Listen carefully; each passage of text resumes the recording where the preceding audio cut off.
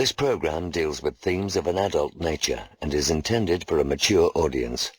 If you like what you watch, then don't forget to follow us on Facebook and Twitter for the latest updates on the KTPF Community Talk Show. Remember to subscribe to our YouTube channel for our new weekly radio shows. The KTPF Community Talk Show is supported by Phenomenon Magazine and Beyond Parazine, available online now. The KTPF Community Talk Show is sponsored by Cregenhos Castle, South Wales, one of the most haunted castles in Wales. For more information on ghostly and ghostly events, including fright nights, all-night investigations and hen parties, visit www.mosthauntedcastle.com. The comments and views expressed on the KTPF Community Talk Show are those of the people that make them and do not necessarily reflect the views of ourselves or of our sponsors. 5, 4, 3, 2, 1. They've landed. You're in the right place. Online, on the web, and on air. All over the world. Talk Radio. You hear us, we hear you. Yeah, good evening, ladies and gentlemen, and welcome to another edition of the KTPF Community Talk Show, live from Manchester in the UK. My name is Suzanne. I'm Steve. I'm Andy. And we are here keeping the paranormal friendly on www.ktpf.co.uk. We bring you a relaxed show with no pressure, talking about various topics from cryptozoology to UFOs, whilst encouraging our guests and you to share information, advice and most importantly friendship. Remember, collaboration, not competition. This show incorporates a wide spectrum within this fascinating subject, so if you have any questions you can use the live interactive chat room where we will ask our guests for you. Or you can Skype in and speak directly to our guests by adding the ktpf.paranormal show. Later we will have the rundown of the latest events, news from paranormaleventsforyou.com. And we'd like to start by acknowledging our friends in the chat room this evening. We have UFO Bevy, welcome to the chat room. Beth GPS, nice to see you again. Andy's in there, but he's also on the show. But there's a lot of people actually viewing. If you want to join us, all you need to do is just type your name in. You don't have to sign up or anything. So why don't you join us in the chat room and join the people that's in there? Okay, so I'd like to acknowledge those that listen to our radio replay on the YouTube channel as well. Maybe one day we'll see you in the live chat room one Sunday evening. Okay, so what's on the show tonight? We return to the Rendlesham Forest Incident, where the first UFO encounter occurred at 3 a.m. on Friday, December the 26th, 1980, when about 40 base personnel and area residents observed a bright light descending into Rendlesham Forest just outside the base's boundary.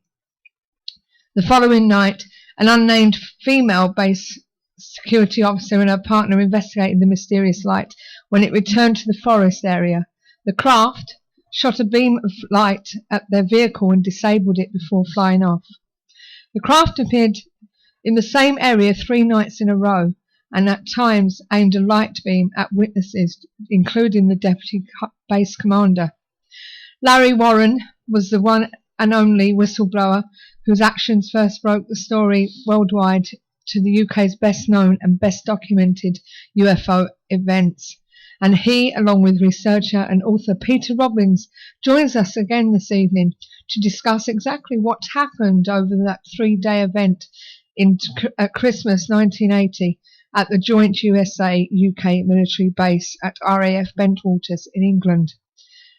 They are the authors of the best-selling Left at Eastgate, a first-hand account of the Rendlesham Forest UFO incident, its cover-up and investigation. And we're going to find out more around about 8:30.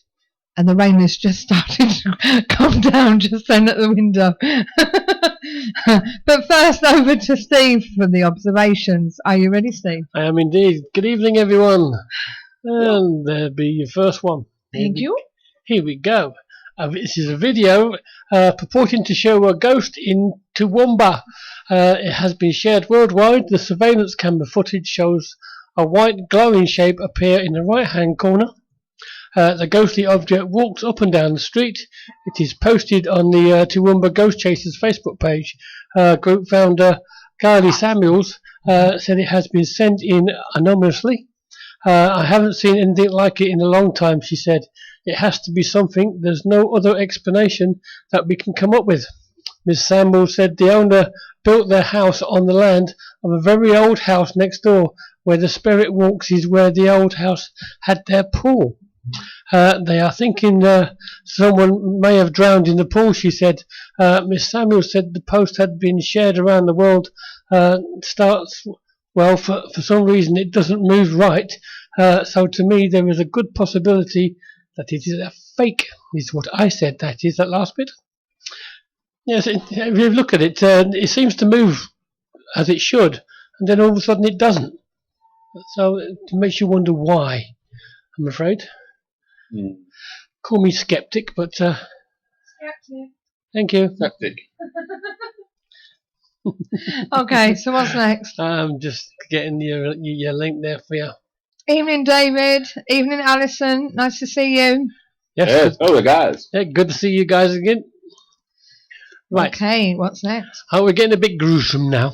Gruesome twosome. Anybody interested in buying a potentially haunted home? Yes, please. Well, serial killer Jeffrey Dahmer's childhood home is for sale. Really? I better tell my son. The potentially haunted Ohio home where Dahmer killed his first victim is selling for $295,000. WebPro News reported today. Jeffrey Dahmer was a serial killer and sex offender that was convicted of murdering 17 men and boys between the years of 78 and 91. Dahmer, also known as the Milwaukee Cannibal, because he dismembered and ate his victims' body parts. Dahmer grew up in Bath, Ohio, a wealthy neighborhood just outside of Akron. The home is where Dahmer committed his first murder. During the summer of 1978, the 18-year-old just graduated from Revere High School and had been living alone in the house due to his parents' recent divorce. One night, Dahmer picked up a hitchhiker, Stephen Hicks, and lured him to the house so they could get drunk and alcohol together. When the man wanted to leave, he struck him with a dumbbell and then strangled him with it. The next day, Dahmer put his body parts in the crawl space and then later actually buried him in the back garden. The childhood home ranch-style house is now for sale. The 3-bedroom house was built in 1952 and surrounded by trees. The realtor says that the house isn't available for tours, and it's a great home if people can see past its dark history. There you go, the home of Jeffrey Dahmer. Don't forget, guys, if we do have a problem with live stream, just bear with us, and if push comes to shove, we'll nip over to Ustream. Yeah, it looks like quite a nice little house, actually. It does, doesn't it? There we go. And welcome, TTGH. Yes, hi there. There's your next link, Susie. Thank you. Nice to see our regulars back. It is, isn't it? For sale, Ed Gein's Again? ghostly cauldron. A gruesome artifact that once belonged to notorious murder and body snatcher Ed Gein. I'm not sure if I'm pronouncing that right, but it's spelled G-E-I-N.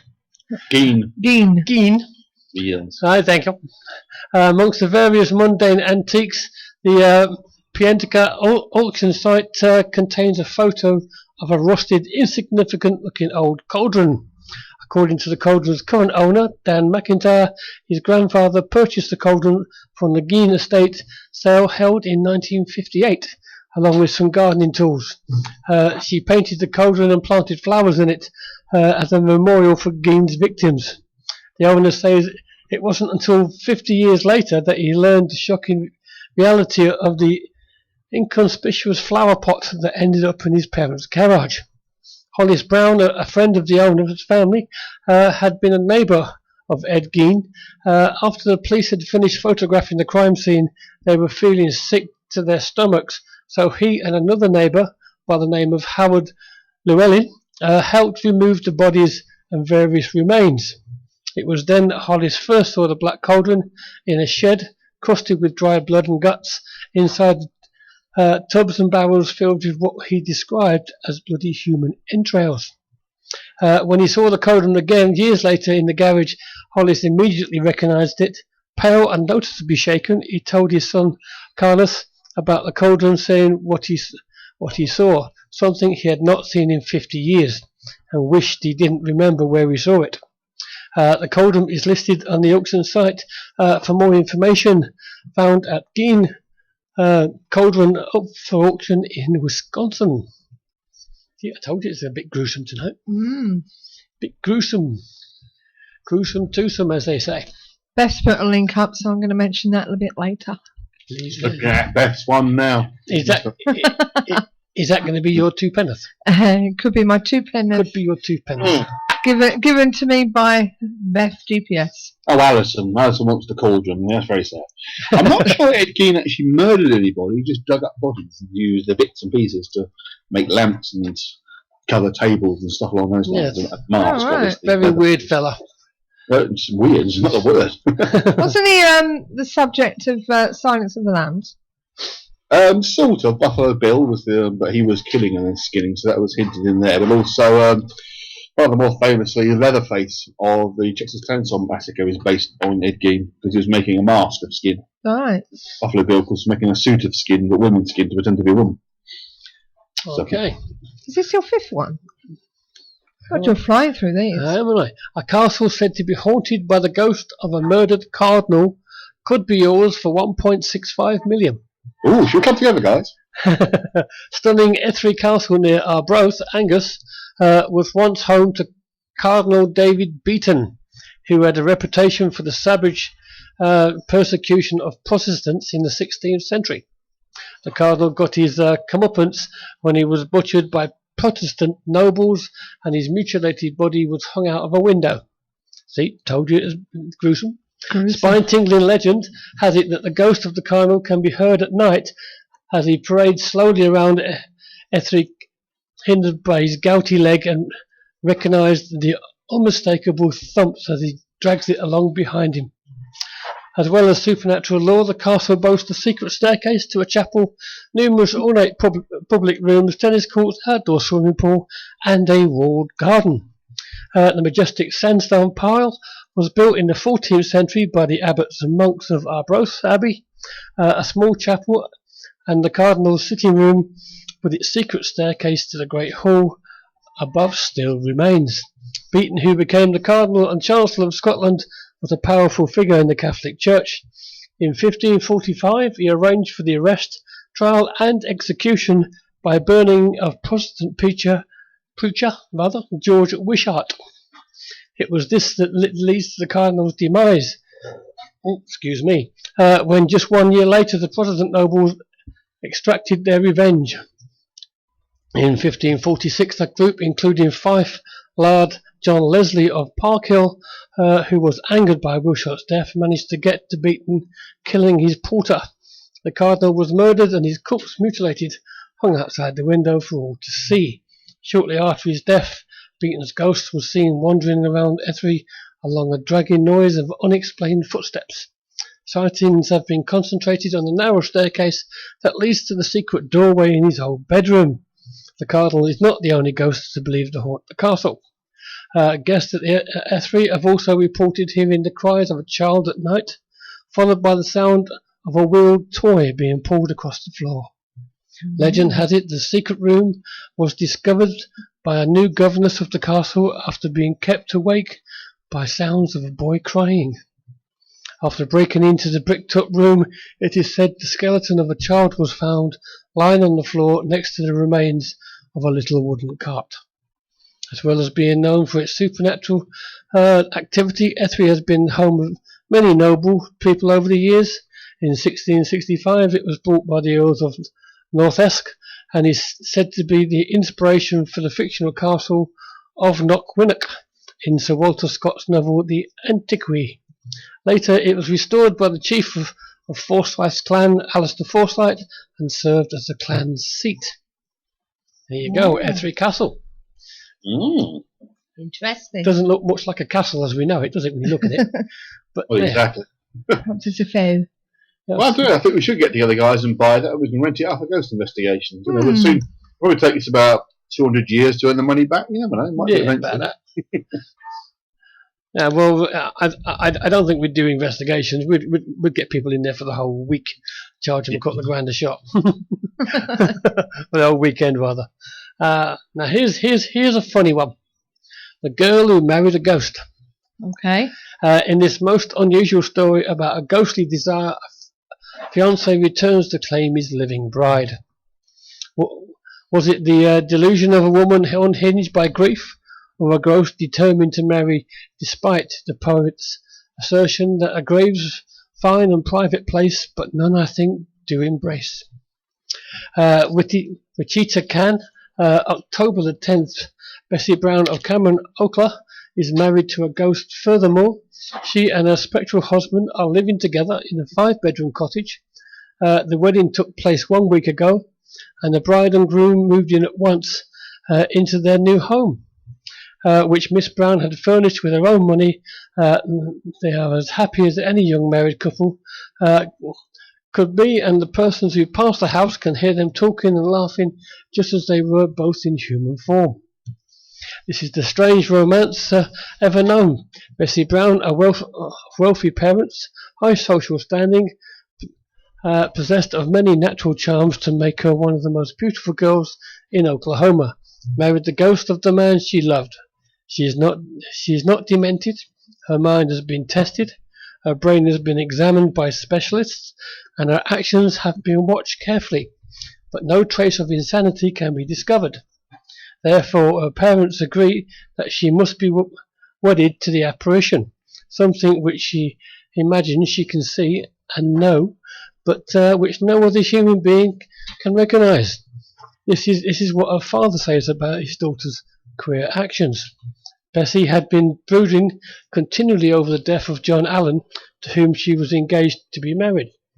When he was killed, we tried to console her in her grief, but she wanted us to leave her alone. We feared she would lose her mind, and if she did not stop grieving so intensely, I had a doctor visit her several times, and he said her mind was all right, but that she was failing in health on account of constant worry.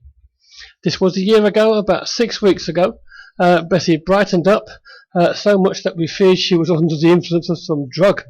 Then one day she made the statement that she had seen the ghost of Mr. Allen, and that hereafter she would not be sorrowful any more, for she was going to marry the ghost. She said she had given her promise to her sweetheart that if ever he died, she would marry his ghost, and that now, since his spirit had appeared to her, she must keep her promise. Miss Brown, and I feared the poor girl had lost her mind surely by this time, so we sent to Dallas for a specialist to take another examination of her brain. He pronounced her mental condition perfectly normal and said that she was not under the influence of any drug. She said her case was a strange one, but that she must surely see the ghost she talked about so much. I asked her to introduce me to the ghost, and she said I could not see it, but that it is with her always.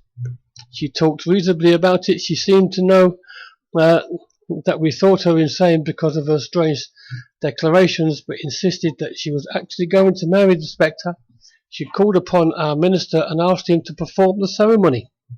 He tried to persuade her that it was sinful and that she should marry a mere apparition, but she insisted.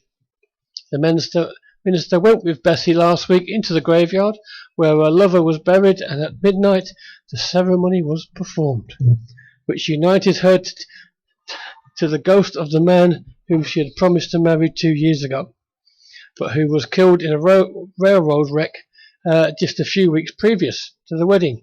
I believe, after close study of the girl's actions, that she truly thinks she is wedded to the ghost, and that the apparition appears to her as naturally as if a spirit was still in its body. We are trying to do everything we can to make her forget the ghost, but it seems as if we are going to fail. Before the graveyard wedding, Miss Brown rented the cottage and furnished it for two. She is now living in it with her ghost husband. She can be seen sitting on the back porch, conversing with an invisible companion, and often walks along the street, talking aloud to some person whom no one else can see. The town people are so much excited over the matter. They all know Miss Brown to be a Christian young woman, one who would not deceive anyone for the world, or most actually believe she's married to a ghost of her dead lover. So there you go. Well, there's one to end on. It is, isn't it? Yeah. Well, I'm going to mention this one. Thanks to Beth, GPS. She said the ghost of Mrs. Muir. I remember that. That was a good program, that was. Right, here's one that Beth has spotted, which I'm using as my Sue's two-penneth. Spooky moment, toddler is suddenly pulled to the ground by unseen force as she plays peekaboo with her parents. This home video shows the eerie moment. 1-year-old girl was pulled to the ground by a mysterious force. Lexi Hood was playing peekaboo with her father, Gareth, and mother, Charlene, 31, at home in Bridgend, Wales, when she was suddenly knocked to the ground. Mr. Hood, 35, said his daughter, who he described as sturdy on her feet, said naughty boy, as if she was telling somebody off. I won't read all of it, but have a look for yourself. There is a video there. I'm just going to have a quick look at it as myself. Yeah. I just tried the video that won't actually play. It's playing for me. It's playing for you, typical. Yeah. David Lloyd has put a link up there, and makes me wonder what Harry's been up to. Seems to be a naked man climbing out of Buckingham Palace. I saw that when I was doing my research. Photoshop, undoubtedly. Someone put that together. Probably the two girls are involved. But if you get really close, big screen, it just doesn't work. It's all pixelation's all wrong. The lighting's wrong on the figure. So fake. So if you just joined us, sorry about that, Andy. If you just joined us, you're asking about where's Larry? Larry will be here at 8:30 along with Peter Robbins. So you're here just in time. Okay. So thanks for joining us. 38 above Q. Ronnie Dugdale, giving you a name check here. Ace Paradox, nice to see you back in. See who else is coming. If you're not in the chat room, then why not join us? You don't need to sign up or anything. Just put your name in and away you go. What we're going to do is we're anticipating Larry and Peter. We've been asked to have them back, haven't we, Andy? Absolutely, yes. We want to find out exactly what went on. They were on the show back in December on the anniversary of the event, and we didn't really get into the bones of what actually was seen, did we? Not really. I think that was the key thing for me, was to hear the story firsthand. Yeah. Someone who's actually there. I mean, there's been a lot of debate, obviously, a lot of discussion and disagreement over the years about what happened in various TV programs, and I've seen a few of them. But to actually hear step by step, blow by blow, like first-hand accounts of someone who's actually present at the time would be wonderful. So yeah, so looking forward to that. So see if we can avoid the idiots that keep sticking up every now and again. Yes. And just get to the facts tonight. Just get hopefully. to the facts, hopefully. Vector Man, welcome to the show. Nice to see you there. And we've got a packed night tonight, by the looks of it. There's quite a few that's listening. There's 28 people, 28 viewers there. So obviously not all of them's in the chat room, but so 38 above is there as well. And perhaps we should mention our latest project. There's just a large audience at the moment. Doublate. Yes, well, what I was going to mention it later on, actually, but we've got lots of people in the chat room before they disappear after. I will mention it now. Where are we? We are putting together an online magazine entitled the KTPF Magazine, which will cover the paranormal, conspiracies and strange phenomena. Each month we will bring you the latest news from a variety of subjects, including contributions from reputed writers in their field, plus incorporating the forthcoming events as advertised on our sister site, Paranormal Events for You. We are looking for contributions from people within these subjects, including showcasing groups and highlighting haunted venues. So if you're interested in contributing to the KTPF Paranormal magazine, then send your articles to publisher@ktpf.co.uk. And we would love to have your article in the magazine, wouldn't we, Gandhi? Absolutely, yeah, definitely. So, Yep. Do you want to do a quick name check? We've had quite a few new ones come into the chat room. right, we've got Bella and Tobias Kirk. Tiberius. Tiberius, sorry, Tiberius. Sorry, I'm going to go into this. The Paranormal Intelligence Gathering Services Ghost Store is a one-stop shop for all of your ghost hunting gadgetry needs. Run by ghost hunters for ghost hunters, the shop is filled with all of the latest in investigation equipment, shipped in from all around the world, from high-quality digital dictaphones to EMF pumps, infrared illuminators to laser grid pens, CCTV equipment to data loggers. All of our equipment has already been imported, so you can buy it safe in the knowledge that there will be no hidden costs. And with our postage promise, you'll never pay more than the actual postage price. So visit www.the-pigs.co.uk/ghost store. Yeah, that's words in there from our friends down there in East Sussex. 38 above Q. Which mic levels need sorting, my darling? Thank you for mentioning that, if you'd like to let us know. So if you could let us know on that. Andy's on Skype, so it, As I was a bit tinny over this way, so. yes. So if you can just quickly let us know. Could that be mine? Well, I have turned you up. I know you have. Your bass was a bit heavy earlier, Steve, so maybe it was that. A bit heavy. A bit about the bass. I'm all about the bass. The bass. Andy was very distorted. Oh, that might be because he's on Skype. I'm on Skippy. He's on Skippy 38 above. On Schiphol. As long as it's not us. So, as I say, we've got a couple of minutes before we get our guests on. And as I was saying before, if you've just joined us, Larry was the one and only whistleblower whose actions first broke the story worldwide to the UK's best known and best documented UFO events.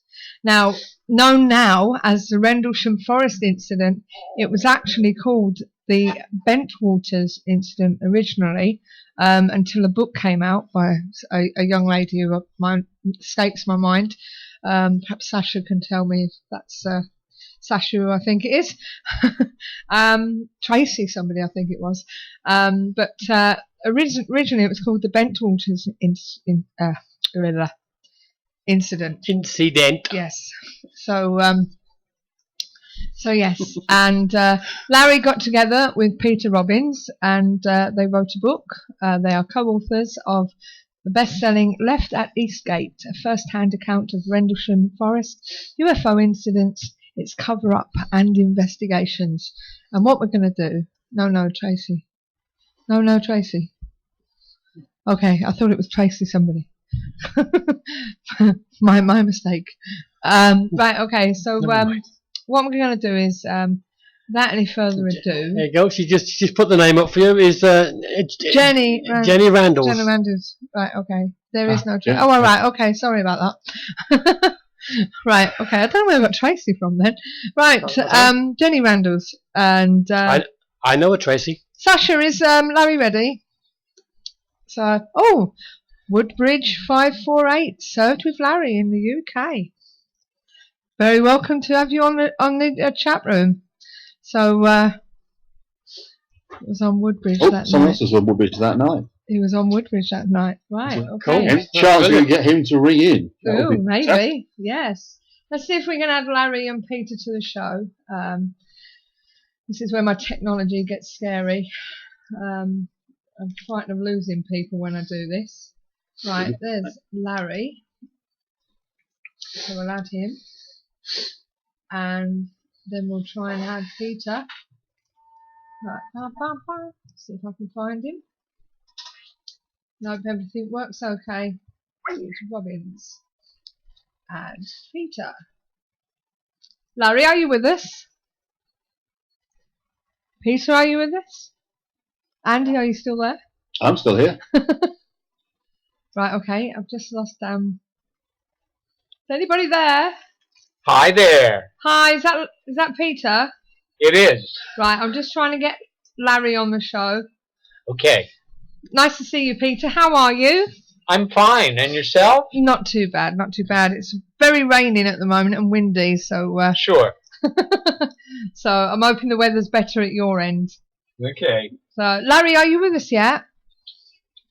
We're having problems getting Larry for some reason. No, it's dropped out again. Oh, He's listed on my screen as being part of the call, but not hearing him. yes. I wonder if he's actually online. Is he online, Sasha? Sorry. Thinking of somebody else now. Larry, are you there? No, it's saying that call's failed. Hello? Hello? Larry, come forward. Speak to me. I'm having trouble getting Larry at the moment. See, it's technology. So, I'm sure he'll be with us in a moment. I'm still here. Fingers crossed. So, he should be here soon. Yeah, well, why you I'll keep trying him. why you keep trying? Go on. Good evening, Peter.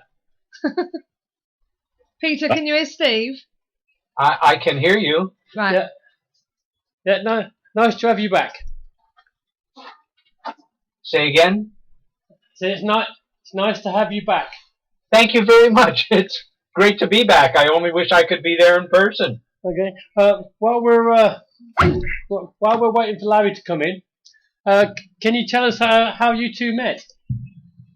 How I've been doing? How you met How Larry? you met? How you met Larry? All well, basically. Been involved in a number of very engaging projects right now, not the least of which is the completion of an important new documentary that was screened last week for the first time in public as part of the International UFO Congress Film Festival in Phoenix, Arizona. It is a feature-length film called Travis. Not surprisingly, the subject is Travis Walton, and it deals with his famous 1975 experience, as well as his life. I don't have to tell most of your listeners who he is, but he never really had a film made dedicated specifically to his real life experience and the life he's lived around it, Right, okay. as opposed to his better known feature-length motion picture. Yeah. Do you have Larry on the line there? We do. I think Great. it was my fault. My head went and I was trying to ring Larry and not Sasha. Oh, you're fired then. Sorry. Sorry about that. That was me having a blonde moment. Sorry about that. Hi Larry, are you there? Hi. That's better. Can you hear me? Yeah, sorry about that. It was me. I had a blonde moment. How are you, Larry? It's okay. I'm sorry. This kind of Skype thing. Frankly, I think people should go back to telephones. Yeah, yeah, I know the they feeling. kind of worked for about 100 years, and they're kind of a little more reliable than this thing. It's a little bit silly for me, but hi, good to be on. Thank you. You're coming through loud and clear. Okay. That's good. Nice to have you back on the show, Larry. Now, obviously, you've been on before, the pair of you. We talked about the anniversary back in December, but a lot of people wanted you back on the show to actually find out a bit more of what happened that fateful night. Well, not as actually fateful, but on that particular night. But and before we go into that, Larry, I just want to get a little bit about yourself. Now, I believe that you came over to England from the US for your first post at RAF Bentwaters on the 1st of December 1980 at the age of 19 as a member of the US Air Force Security Police. Is that correct? Yeah, that's correct. Yeah. Yes. Can you hear? Yeah. Can you tell us a bit more about how you got into the secret police and everything? What security police? Sorry. Yeah. And how what made you decide to go into that career? Yeah, I'll tell you. It's I enlisted in 1979, and the reason, the catalyst I enlisted was the hostages being taken in Iran by the Ayatollah. And if you see the movie Argo, that would absolutely define my motivation why I was wanting to enlist in the military. I was in music and things like that, and at that time, we. It was not long, 4 years after Saigon fell, and that's how long ago I went in. And so it wasn't a popular thing to do in the military, but I had gone to school in England, in Essex, the year before. I got the last guaranteed country of choice, which was the United Kingdom, because I wanted to come back here. And so I... You there? Went to basic training in July of 1980 in Texas. Yeah, I'm here. Hello. It's all right. Hello. You dropped out a bit then. Sorry. Carry on. You can hear me, right? Yeah. Okay, because I don't. It's so strange, this modern kind of stuff, but I don't like any of it. But anyway, we went to Texas. I had the basic training, and then I enlisted. I wanted to go into a combatant role, and I enlisted in the U.S. Air Force security specialist field. Then there were two divisions of security police. It was law enforcement and security specialists, and we were combatants. We were the guys. We weren't the air cops like you see John Burroughs and that bunch. We were the guys you didn't see much. We had the big guns. We were trained to defend assets and protect the base, and the nuclear weapons, if the base had them. We did have them at Bentwaters as a storage, backline storage. And so I went through security police training, the academy in Texas, in Lackland, and got assigned, nutshell, over to my RAF Bentwaters I knew I was going to England. And I ended up over here with a lot of guys I went through training with, and a number of guys that actually were involved in different aspects of the Rendlesham Forest incidents. Right. We've got one in the chat room that wants to say hello to you. Joe Smith? Oh, yeah, Joseph. I served with Joe with honor, and retired policeman, I believe now. And Joe was at Bentwaters when all this happened, and he was security police also, and a great guy. And love to you, Joe. Respect, brother. That's an honor. That's really nice. It's we're all out there. Everyone knows. Everyone knows on that base what went on. Anyway, we were all in there to serve our country. Unfortunately, you get stuck in the ufology thing, and I'm not part of any of that. I'm in this because I think the people have a right to know, and it turned out I was right, that something very important happened on those bases. It's not about me.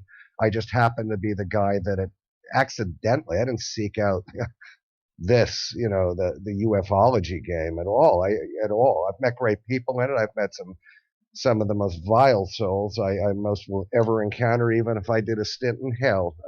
Yeah. But I speak straight. I'm not out to get on the next conference somewhere in Arizona or, get awards and all. I could care less about any of that. My reward is my son, my good friends. We got our book out against massive odds, me and Peter. And, but anyway, back at the base, and love to you, Joe. Our job, it was the security police. There would be John Burroughs would be a law enforcement, like a policeman, and we were, people said certain people they couldn't be involved. They weren't there long enough. The Air Force operates on a premise that you don't get to your base without having all the prerequisite training to be working. The only difference is you have to wait for that clearance to get working around the nukes, the weapons storage area. And that hadn't come in yet, but I was working flight line, and so was the others, and all this crap that's gone on through the years. But you get there, we have 2 weeks of incoming training on our base, Bentwaters. They showed us around. The high point was the bowling alley. I knew I was in trouble on day one. That was it. We had a movie theater, and I remember the day I got there, there was a movie called The Exterminator playing, and it was a B movie, and I can remember it. And my guy that picked me up was, you might know, he was involved the first night, was, I forget his name now. Anyway, he was out there with John Burroughs and all that, and just relayed. He wouldn't go out. Bud Steffens, I'm sorry. Bud picked me up and told me all the fun stuff on Bentwaters, and it was not a great assignment. It was considered a remote assignment, believe it or not, in Ipswich. And even though I was happy with it, it was not far from London. You can get away, and I was familiar with London already. And we were young. We were just out of high school, but we were very serious. We were not like college kids at that point. We'd already gone from me and rock and roll bands, keg parties, to be a trained killer. Okay, that isn't tough talk. That's the fact of the matter. Yeah. Well, we were trained killers when we got there. That was in the remit of the job. You're defending the assets. You had the authorization to use lethal force if certain things weren't happening. It was not a joke. They didn't put Bozo the Clown out there and hand them weapons. And for anybody, there wasn't a lot of people weren't suited for the military. I probably wasn't in the end. I saw some people that I wouldn't follow anywhere, but otherwise it's a great career for other people. It was just I don't think any of that was an accident, and we don't have time to go there. I think a lot of people were put in place. Yeah. And I think there was a major, major black op going on that was started in the summer of '80 and was continuing, and there's no accidents in this. I don't believe that. And I think it's all subjective now. We're all old men, basically. We got to live with all of it. Yeah. But so you work your job. It's boring. You're out there all night. I was D flight. There were 4 flights, and you do your thing. But make it clear to people, we had 2 weeks of incoming training on RAF Woodbridge, our sister base, and that is when you're passed out and you're put onto flights. And so I got put on flight. My PRP, which is personal reliability program, that means you're nuke capable, came through. Sorry, there's an answering machine coming out of nowhere here.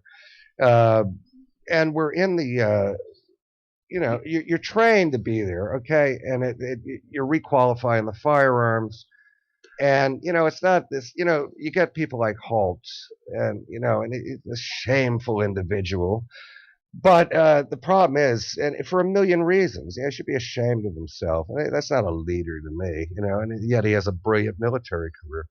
But I'm not here to bitch about other people. I'm so tired of all this. But I can understand that. Well, I frankly am. So anyway, the long story and the short, I get up. I'm in the Air Force. I was qualified to be there. I worked there. I was on the thing and all. So, and I met some great guys, and we were all young guys, but we weren't like college kids running around on the crazy carnage nights because we didn't have time. We were defending the country against Ivan, right? Okay, that was that serious, the Cold War then. It was very potentially hot.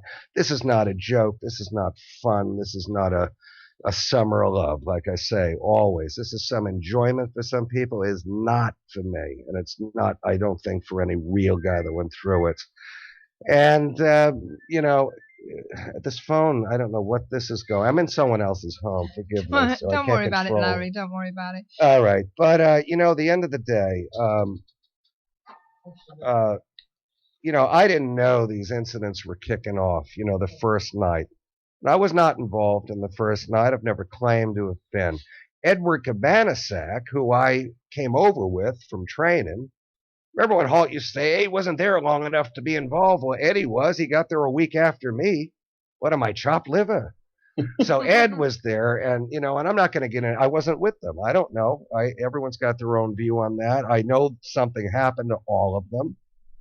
And, it was profound. So there's no question. The second night, it's sketchy what did or did not happen. I know Bonnie Tamplin, our lieutenant, had a problem with a thing, but I didn't experience it. On my night, I went to I'll never forget this day because it was this very strange kind of day on the base. You didn't know. You didn't hear anything. There was no rumor mill.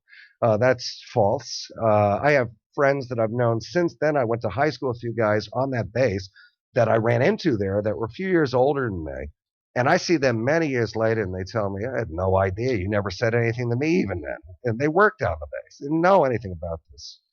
So my night comes along, and I wanted to buy a camera that morning at the base PX, the base exchange, or the NAFI, as you might call it here in England, where I am.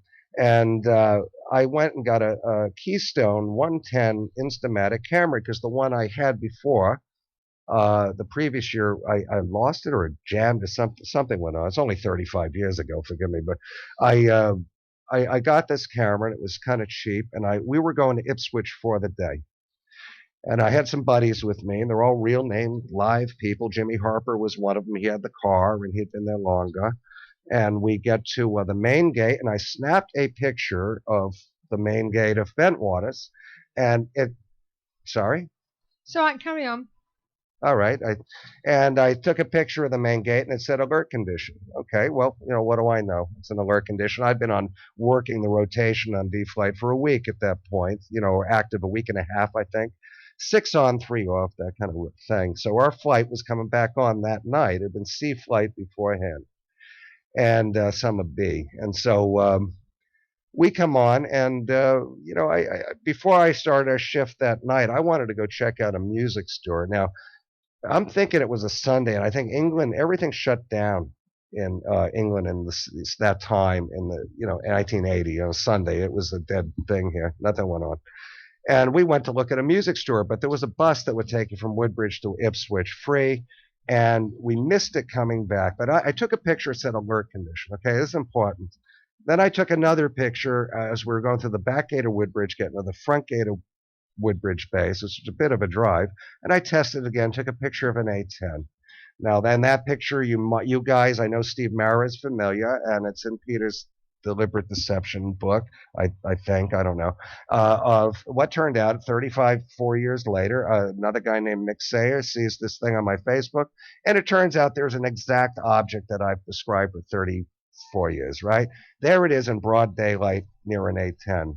Not even a kind of weird thing. It is there, and it's a real picture. I had no idea. And sorry, Larry, you say you actually got a photograph of the object in the daylight at that time? Well, I don't say it. I know it, and you can look at it any time if someone has technology. Well, Peter, can you put that on these people's? I don't know. Steve Mara knows about it. It's, does anyone know what I'm talking? Peter, do you know what I'm talking about here? What is the question again? Talking about the A-10 picture. Oh yeah. Could you send them a copy of that, please, so they know what I'm talking about? That would be fantastic. Absolutely. Yeah, I can't do it.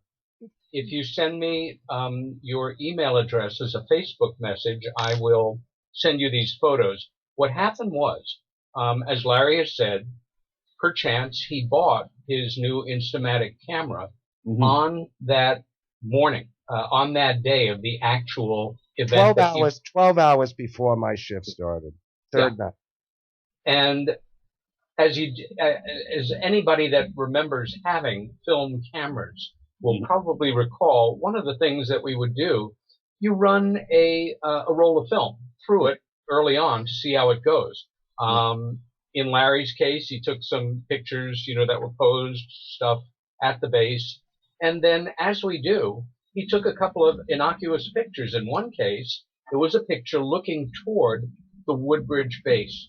You didn't see the base. It was just sort of a boring landscape. Let me correct you there. I'm on Eastgate Road. We're going down before we turn down Eastgate Road. And when the trees were lower, I was looking away. I was looking toward Capel Green if you didn't have the forest between the road and that, which was quite a distance. That's where I looked. I wasn't looking over the base at all. And I just snapped the picture out of the damn car window and I didn't even notice the A-10 because they were over us. We worked with them every day and went on with our day. The point I'm making is there's two pictures here important. One that shows we're in an alert condition on those 3 days, and I can prove that with other pictures that we have posted on some other. I don't know the computer thing, and it seems everyone wants to live in these little plastic boxes nowadays. But all this is out there. It is all smack dab in your face. And I have a picture in May of '81 that shows normal status. And I know certain witnesses are all upset that, it wasn't these are 20-year plus men, by the way. that it wasn't an alert condition. Well, let me tell you, we were an alert, probably just because of the events that have been going on and were ongoing. I'm just going to I want to get through the damn thing that I experienced, and then we can move on with important things, because it really is. Forgive me, but it's No, it's fine. What I want you to it's silly, isn't it? Larry, really? what I'd like you to do, if you wouldn't mind, is I'd like you to forget, if you can, what everybody else has said against you. Yeah. I don't give a damn about what people say about me. I just want you to. I'm just saying I'm bored with it's like Bobby Darin doing Mac the Knife at Grossing is in the Catskills for the rest of his short life. You know, I mean, because there's so much. The thing for me began after it. It did not, whatever it was, and so I'll get to that for you. Okay, thank you. Don't mind. I am not hostile to you or your listeners, but I have been in this since it happened. Yeah. It was not my choice. And am I a little bitter about it? I'm a little bitter about we got Joe Smith there. He's a great guy. He's a real guy. He was there. Yeah. Steve Longero, you got Steve LaPointe, you got some real band of brothers. They're my band of brothers. Not these other guys that have created some kind of mythical fantasy island on the History Channel. And then you got Nick Pope professionally rewriting actual history, and Peter has dealt with that perfectly. You couldn't have lanced a boil better than he did with Deliberate Deception, and the silence from that camp just says it all. So I'm not even going to go. I could care less. It's so 2014, that bunch to me. Yeah. But so what actually happened on the 28th of December? You've gone into work. Why I set it up for you is that we were in a real job. We were in a very serious job, and it wasn't just guys like these TV shows just popping out looking like Pee Wee Herman with wearing their beret wrong and bouncing around a forest and biting your nails. It was a real series of reasons why we moved, and reasons. Now, I had no idea. My shift began at 11:30 on, I believe, the 27th. It's the night Holt made his tape.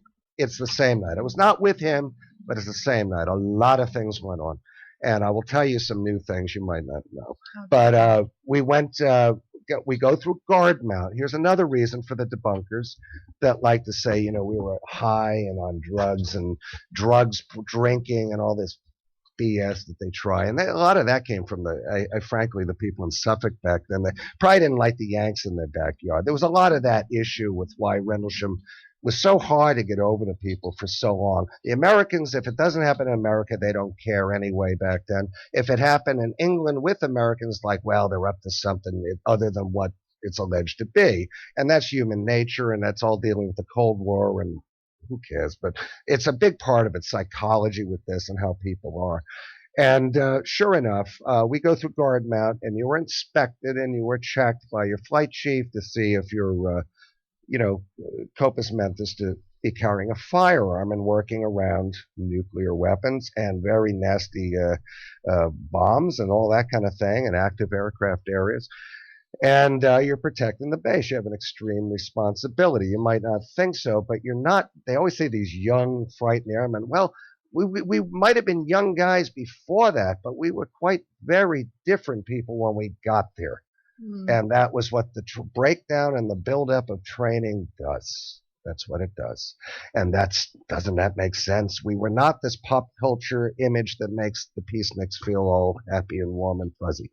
So we got to guard mount. We got dispersed to our positions. My position on that night was perimeter 18. It was at the end of Bentwaters runway. I never actually did security protection on Woodbridge in my time in the job. Was down on that post. I did not know anything about the previous nights. Those guys weren't my shift. Peniston was never my boss. I see everyone was his guys. He was just he was a staff sergeant, man. Adrian Bastinza was Johnny Burroughs. I always say Tech Sergeant Burroughs and what he went through. John Burroughs the same rank as me when this happened. We were airman first class. He wasn't a tech sergeant and all this, at that time. He was a young guy like me. And that's nothing against him. It's just the truth, man. And people don't really like to roll with the truth with this. They want to rewrite it all the time. I get on my post. I started hearing reports of lights out in the direction of Woodbridge. And it came from their speakettes, the ops tower up in the WSA. And that's where that controller was calling things. And CSC, Central Security Control, was asking about they're back, or the light's back. And I'm like, what the heck is this? And I was looking about, and we had a very low fence at that time at Bentwaters. If you go there now, the perimeter fence was upgraded and raised in the 1980s as the terrorist threat grew. Back then, our biggest threat, we were worried about airborne Spitsnaz and, nuclear attacks. So a fence ain't going to help you. So our fences were very, like 6 feet tall then, and no barbed wire on top, which is on the outer perimeters, which were amazing. WSA, you would die trying to get in.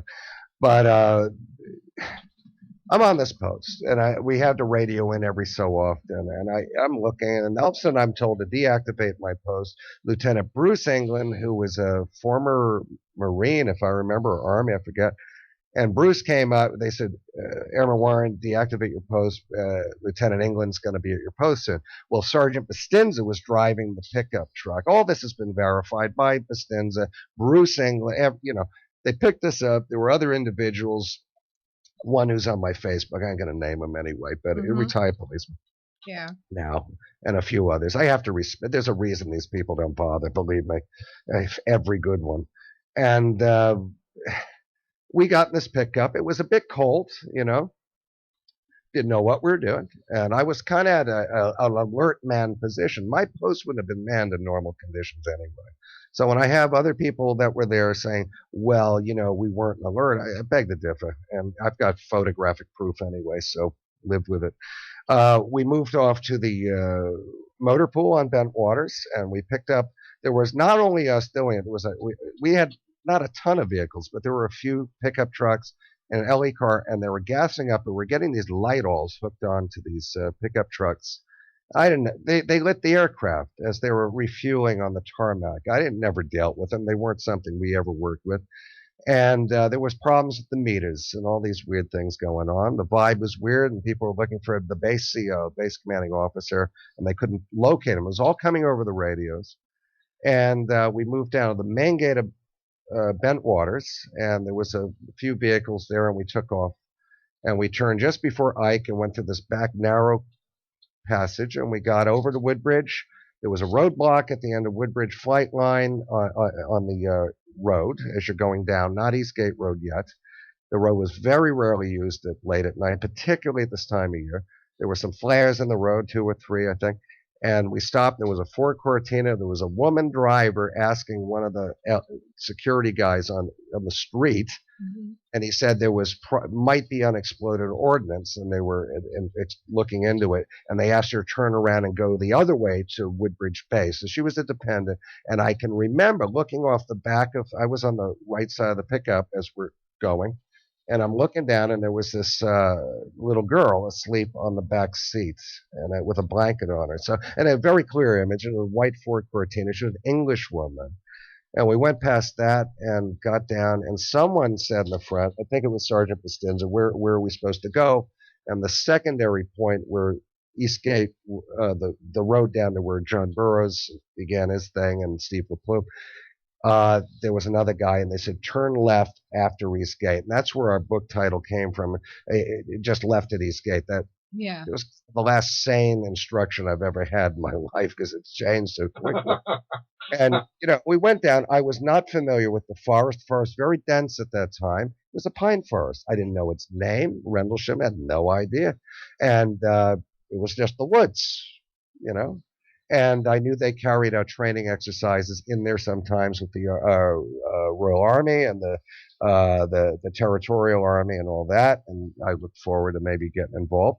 But I'm thinking, are we in an exercise? And I remember talking with this other individual. His folks were coming over to visit him at New Year's, and he was looking forward to this. I'm sure that went well. That happened. But we got out there. There was a clearing, which is very familiar to people now, and John Burroughs and I were both there together, and we're on board now with the location, who was doing what at one point. John was off duty. I saw him. He was next to Chris Armold's vehicle. Chris Armold was another LE cop like him. Chris saw a lot of things and says nothing happened. Good to him. He was a good guitar player, though. He's forgiven a little bit. And we turned our weapons in with a red hat, that's armor, and we went into the forest. Now, at one point, Lieutenant England was standing there, and I do believe Charles Holt came up to him. And I think Peter Robbins will remember when we sat down with Holt 20 plus years ago. I said to him, did you wear aviator glasses at night? And the more I looked at it, he didn't answer even the question. Yeah. But the more I looked at it, he wore contact lenses. I'm thinking, and of course, that was many years after. And I knew Holt on the base. I didn't remember him with glasses so much, but I said there was a guy that looked like him, but they went another way. And I think that's where you're hearing the tape all begin. Yeah. And it was about 100 yards to the left of us. We made our way through the woods. We get to the new 4-man groups. The flashlights are all going. Light-alls didn't work. You hear all these reports. They didn't work. Nothing got going. You couldn't bring the vehicles down to where we were heading anyway, as I know now. And there was a fence back then, John Burroughs told me, which I didn't know that was just beyond that clearing. It was pitch black, clear night, few bits of clouds, and it was a moonless night. Paul even verified I was correct on that years ago before he started his being in a drug cartel or whatever he likes to do. And we get down to, we're going through the forest and movement. I've described this. The other guys now have done the same, and everyone, the newbies to all this, think it's all, oh, isn't that new? It ain't new. It's been on record for years with it. Movement was at half speed. I had bought a Timex watch, and I went to look at it for whatever reason. Now, don't get me wrong when it comes to time, because I know that's the woo-woo part of all. I have nothing to do with that. It was movement. My perception was slowed. Apparently, other guys felt the same. You can see a lot of this reaction on CNN, which is only 4 years after it, with Greg Batram and a number of other guys. Yeah. And we get out. There was this field, farmer's field, which now we know is Capel Green. Back then, to me, was a field. That was all. You could not see the Orford Lighthouse, and if you did, it wouldn't matter. It was nothing, and I'm not even going to justify any of that. What I did see was a light, a big oak tree lit up, and that's still there. They call it my tree, the forest people know. And anyway, that oak tree was a marker for me, and it always helped me come back when I went back with Peter to identify the actual location of what I and others stood in front of. And I went to, there was a guy very upset. I won't go into that right here. And he was being attended to. Something had gone on. There was something that night that made Holt go out, and they're investigating a site from the previous night. I'm sorry, not in the middle of the night. Something else happened in the woods. And then there was all this, something just kicked off ridiculously, and it was insane. And now I look back in hindsight all these years, and I say, oh my God, what negative, what young little fish some of us were, and how naive, how this thing played out. And the tree was lit. There was a round, circular, 50-foot diameter mist attached to the ground, and it was very defined, though, but you could, it was about a foot in height. You could see the ground through it. It wasn't a disc saucer thing on the ground and all. It's hard to describe. But now we're, because the other people's landing sites have all now migrated to mine now, where nothing was supposed to have happened, where it seems now everything happened. There was a party that night. Halt stuff happened the whole about 500 yards away. You wouldn't even have paid attention if you were with me. And what I did remember very clearly is the upper deck of this farmhouse that is there. The secondary light was on. There was a dog barking incessantly throughout this. It was the only real sound in this vacuum thing you could hear. Yeah. There were 2 cows in that field, so it was used for cows then. It's never been that I know of ever since. And they were walking around. And why they weren't in a barn, I don't know, but there were 2 farm animals there, and you could hear the animals. But it was all very distant. You felt like your ears are blocked. And there was a lot of physiology going on. South of where the Orford Nest Lighthouse is, a red light appeared in the sky. It had been over the North Sea. It arced in very quick. It did a U. It came down over the trees in the far distance. It did a downward arc. It looped up, and it stopped right above this mist. Now, meanwhile, dear Sasha just brought me a coffee. Isn't she gorgeous? What dear friends of mine. I mean, with this modern world, I wouldn't know what the hell I'm doing. You'd never hear from me again. I'd have to send smoke signals to people, which I'd be quite happy with, to be honest with. Yeah. But we're sitting, I'm one of these like old curmudgeons now. I don't know what's happened to me, but I just don't like this modern world. The aliens didn't give me any kind of this wisdom on this computer stuff. But anyway, coffee will always work. But we get to, and not to make light, I don't like, it's very difficult to revisit this thing because it is so hard to, is that what happened? Is that not? Yeah. I am not married to anything on this part. I know there were cameras filming, and they would have been from public affairs. I know that a number of people I've named throughout the years were present. A number, not just one, a number of these people have verified exactly what I say.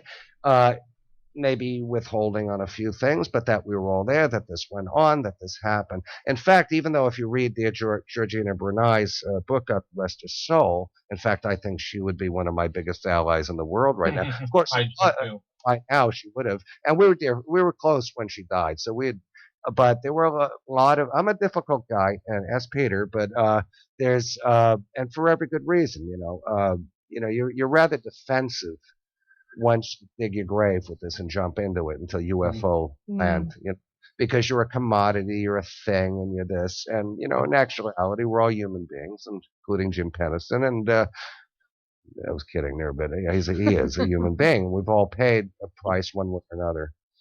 And, it's funny, these guys, I think a few of them, there's different camps in this, and I'm not going to funny it up. You guys know that. Obviously. And that's just tragedy, and everyone with these wonderful ideas, oh, wouldn't it be lovely to get together? And, and I say, I've been trying to do this since 1985. And that was via letters in the Air Force Times that never got published. Of course it wouldn't. And all these things. And so nothing now is new. There is nothing new other than I was the catalyst to get these other guys to come forward. Peter Robbins and myself. And Peter Robbins, by the way, is the longest serving, most productive, and intently caring about the participants, and I mean all of us, researcher of this issue and incident. Thanks. There is no one else. There was no one that really, that actually was sucked so far into it. You can imagine my guilt. Bad enough what I did to my family, but what I did to this guy. It's not what I did to him. It's what it did, because it is ugly. It is not the Space Brothers, guys. It is an ugly thing, and I think when, and this is why I really try to hit home, and maybe if some hippies were on, or the crystal people, they'd say, oh, I can't listen to this, it's such a bummer, and they'd start channeling Jerry Garcia, who was a lovely man who I knew, to get some good vibes, man. Well, I'm not trying to put out any bad ones, but I just want to make it clear, this was not a good thing. No. This damaged some very young lives, some older lives, and it had to drop a pebble in the water and see the ripple. And that's what this did, but in a most negative way. All of us are pretty down on the marriage count. All of us are down on the health count. We don't know what we're looking at, but back to the incident. Thing I saw. This thing came in, and this new show hitting, you saw the UFOs declassified. Not bad, other than the poor kid playing me was definitely not what I was like. Pee Wee Herman, but hey, I wish him well in his acting career. Johnny Burroughs' actor looked just like him back then. I always get the bum deal, but I wanted my son to play me because he looks just like me, but prettier though. But so you saw this red light, yeah? Oh yeah, okay. You want to hear about my son's acting career? So is he acting? I'd love him to, But we got this amber red light came in. It was an orange light, very common with the UFOs, that goldish amber light that are filmed and described. And it came in, did an arc, was over this object, and as soon as I'm looking, I was about 30 feet from this, and it detonated. Now, it was a silent explosion. It fell in a very controlled manner, and all I remember is long shards of extraordinarily bright light, and it flashed my eyes out. I medically documented all over them. This is old news, by the way. Flash burns to my retinas, all confirmed. And this machine, this thing, this whatever, I don't know if it was on legs. I don't know. It is exactly what I photographed, except it had all the woo-woo going on. So, i.e., you look at it, Now, mind you, at this point, you're thinking, well, why wouldn't you run? Well, some people did disperse. There were a lot of people out there, a lot of different things going on simultaneously. And the people go, well, well, I'll try to get to that, but we're standing there, and you're literally frozen. And Sergeant Costanza said to me, this is like what happened to me. I thought he said Alaska, but frankly, he could have said on the moon with this going on, and it was all slow motion and bizarre. There was outside effect, is what I'm trying to say on us. You weren't just like normal. And it was dreamlike, I'm very open to what the hell was this? I've had plenty of this stuff in my life. I didn't need Rendlesham, and I have much better recall on, straight up of the actual events of interest. But this one's a little weird, and whatever was controlling things, and this is before the injections and all. I remember this clearly. That's not what they were trying to obscure. You say you saw a UFO back in 1980, you were chopped meat anyway. So, I mean, the feds don't worry about this. And then you run off to you get stuck in the UFO circus. You're contained. They don't need to send spooks to people's houses seeing UFOs. They have to. You just got your little, you preach to the choir. Good luck to you. Write your book. No one gives a damn. Well, you're not going to affect us. And that's how the federales deal with it. I'm 100%. They're not scared of anything. They're scared of class action lawsuits, I would imagine, which maybe we can talk about a little later. But this object was captured very well in special effects CGI by this Canadian production company, I thought, if you want to know. I thought they captured the essence of the weirdness of how the beings, I've never said I saw aliens, did see something alive, I believe. But it didn't come outdoors, but they did capture this object. If you see UFO disclosure, it's this pyramid-like thing. But if you see my picture, you'll see it in the daytime. There you go. Yeah. Hello. And I've been trying to draw. I'm the guy that drew on the front of the News of the World. Right. In 1982, I drew that picture. And, we didn't deal with the News of the World. It was the researchers over here smelling money and running down to sell the Halt memo for 25,000 UK pounds. Okay. And so, people were smelling money in them hills right at the get-go, baby. Yeah. Except for the guys that lived it. I never profited off other people. Halt's name was on that. Give him the money. Nah, it didn't work like that. And it never does, and it never will. What I saw, I can't describe well. What Peter loves the chapter in our book, Left at Eastgate, which I have always really detested because I always felt I can't do this. I can't find how many words do you do. This thing had very undefined, defined and not defined. And the colors changed, everything changed. People were weird. The cameras were going the whole time. I think people were affected in different ways, but I will say this thing separated from it. Now imagine blowing a bubble, like the big kid's bubble, right? And it comes off the ring, right? Okay, picture that ring being a side of this triangular object, which looks nothing like this kiddie slip and slide in the forest nowadays. The tourist attraction black thing. I saw nothing like that, I'm afraid. And it just, not to say that ain't what was there, but wasn't what was in front of me. And this blew right off it. And then there was a separate energy, this light, these three things, and it faded and it separated and it was a foot off the ground. They were very small beings, things, but whatever it was, it had a face. And did it look like great? No, it looked like ghosts, to be honest with you, to me. And I'm very familiar with all the 57 flavors of aliens and all this kind of thing. But, they exist. I mean, they run the show, I think. But I don't know. I can't describe this thing, but it was live. And it was filmed. And you know what? I'm sorry, but I've never said I saw aliens. Okay? No. How would I know? But I've seen it. What words do you use? I saw something that was animated, and I believe it was alive. So what do you call it? But it darn well wasn't from Detroit. Okay, it's very hard to do this, and for authentic people. Now you've got guys that are so damn religiously challenged. Remember, our bases were a community of people throughout my country from different religions, backgrounds, the Deep South. Dear Joseph, my former 81 brother, he is from the South. We all had different backgrounds. We all had different life experiences, even to that point. Yeah. So you imagine having this baseball bat of reality smack you in the face. at any age, and being really no guidance on what to do, nothing. And even though I believed in UFOs, I'm like, but this was way off the map. And there were other forces involved. I saw our wing commander, Gordon Williams, and listen, I know him. I was his bodyguard at his change of command ceremony.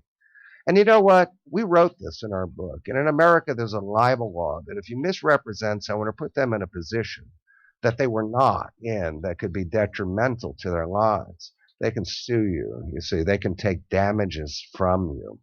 Yeah. Or even at the very least, if any legal minds are out in the audience, a cease and desist. Because you know, right? Okay, it's done every day. Yeah. I've had to Mr. Halt, sadly. And it didn't work, but I had to do it. The lawyer was happy. He got paid. But anyway, we've never been sued. In fact, we've never had any legal challenge. But we also are very proud to say, my co-author and I, that we never sought to, nor would we have had our book vetted by the United States government or the United Kingdom government. We wouldn't give a damn what they thought. Correct. We would thing. It's funny that a newer book has come out, and it seems to be okay that they had it vetted and vacuumed before it was out even on the showroom floor. Mm-hmm. Now, to me, call me crazy. I'll tell you what, that ain't how I roll. The people that stuck needles in our arms, and we're going to go ask their permission on what we can say. Well, that works for Mr. Pope. I'm amazed and shocked it worked for John and Jim. I would tell them if I were them, knowing me, I wouldn't have lasted as long as them military because I don't jump through hoops well. Oh, but I would have told them to take their damn pension and shove it, and I would have been flipping burgers at Mackie D's. And I'd have honor. And that's how I am, you see. That doesn't mean everyone, and in fact, I wouldn't recommend it because I'll probably die on the streets playing a tennis racket for quarters here in Liverpool. But hey, you know what? I saw this stuff. My boss, my flight chief, Robert Ball, tapped me out. Joe Smith knows Robert Ball. He was a nice guy. And he said, go back to the vehicles. I went back to the vehicles, and I will tell you this. Until this Canadian show came on, I had no idea. You keep having these revelations.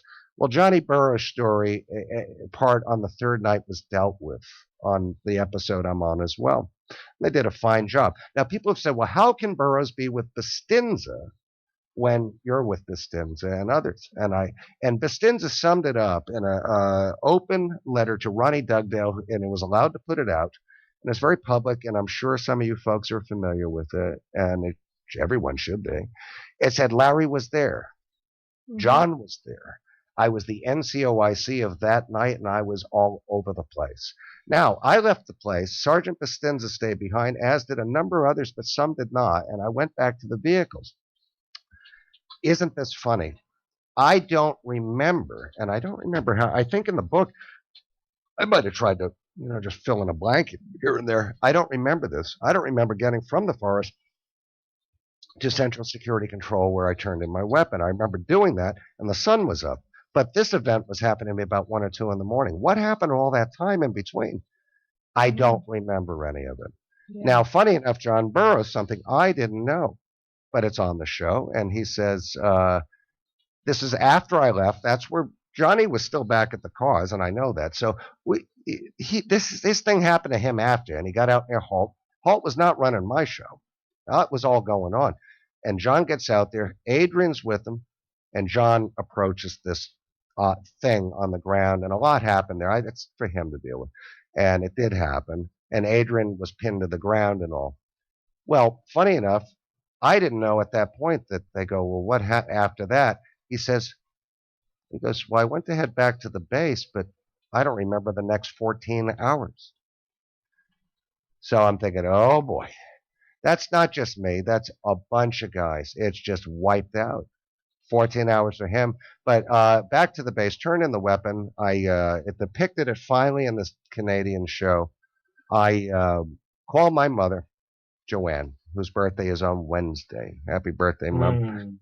82 years old, and my mother's been my ally from day one with this thing. She knew if a boy was full of it, and she knew I wasn't. Any parent would know with their kids. And I called my mother. I was with Greg Battram, and another person went through it.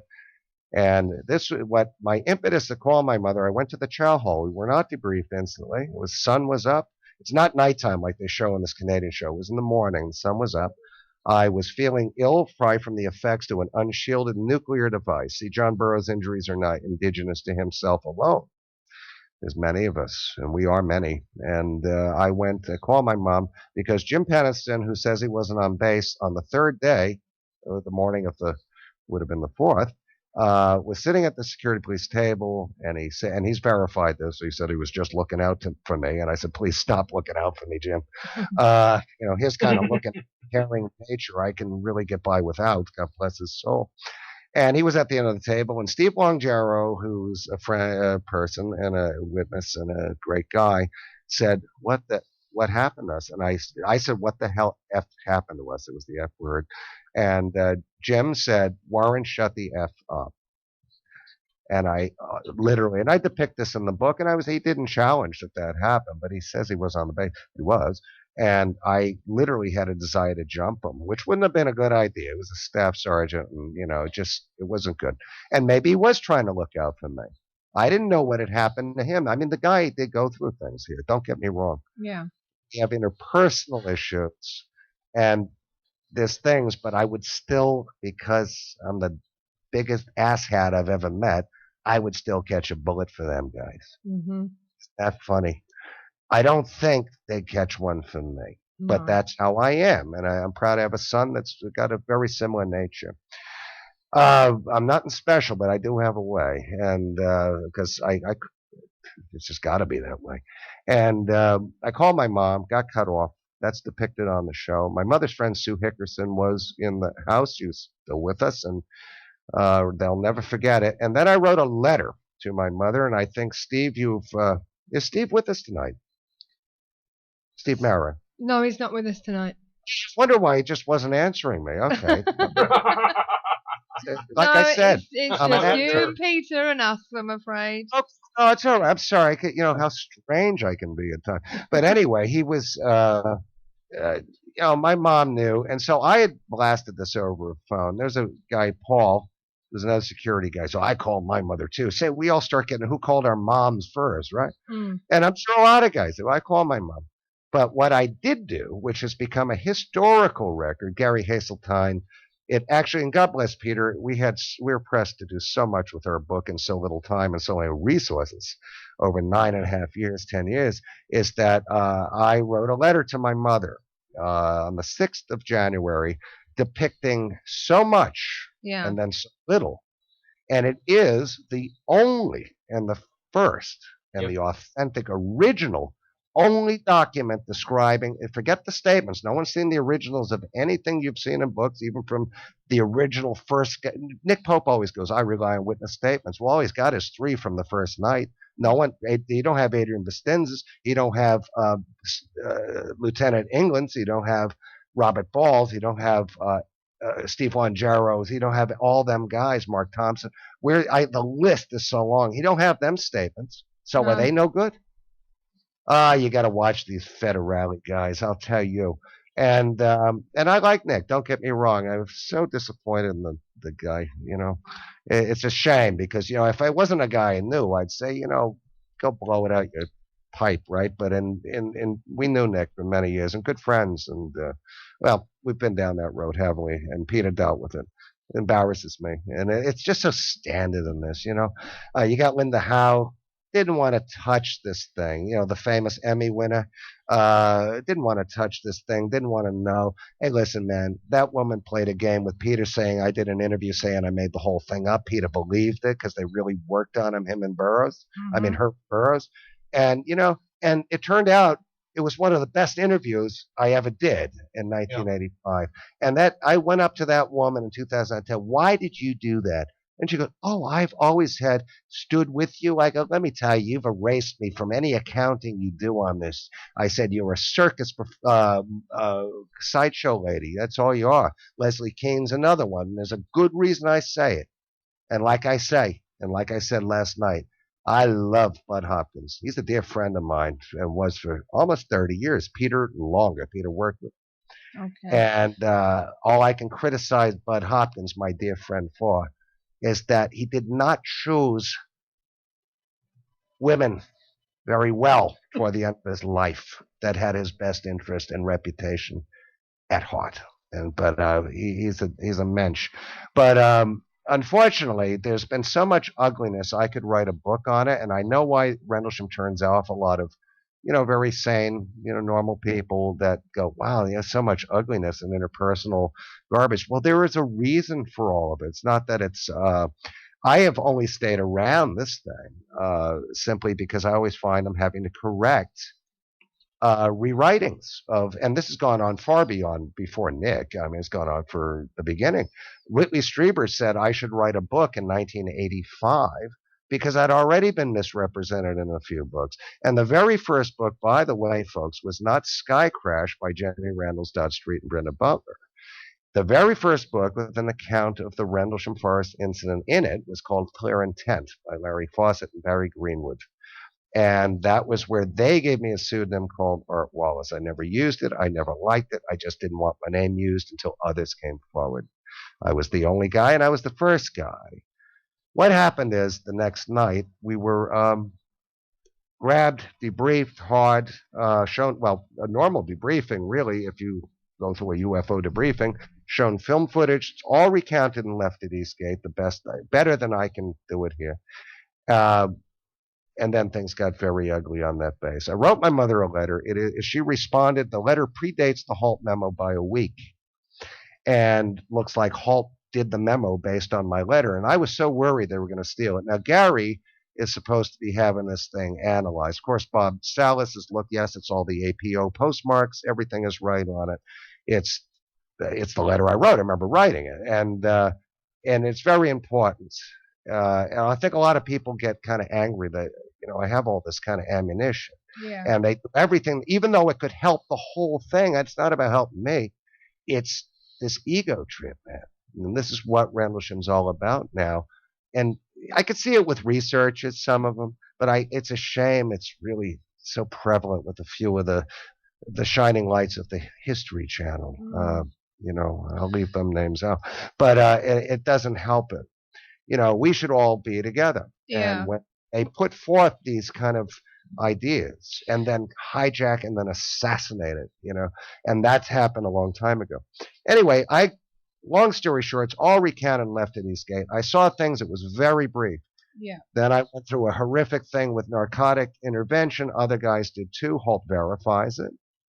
Therefore, I should be entitled to compensation too for my human rights and also exposure to radiation, unshielded. I was dealing with that within 4 years. This is nothing new with John Burroughs, by the way, but I'm very happy for him. He's gotten a result there for his health. He's a great dad. He's a great dad and a nice fella. I just can't have my co-author battered around. I just can't do it. I don't think I'd be respected by people if I did. Yeah. And just to maintain a bond with someone, though I wish that person well, as opposed to a few others in it. Long story short, I became the whistleblower.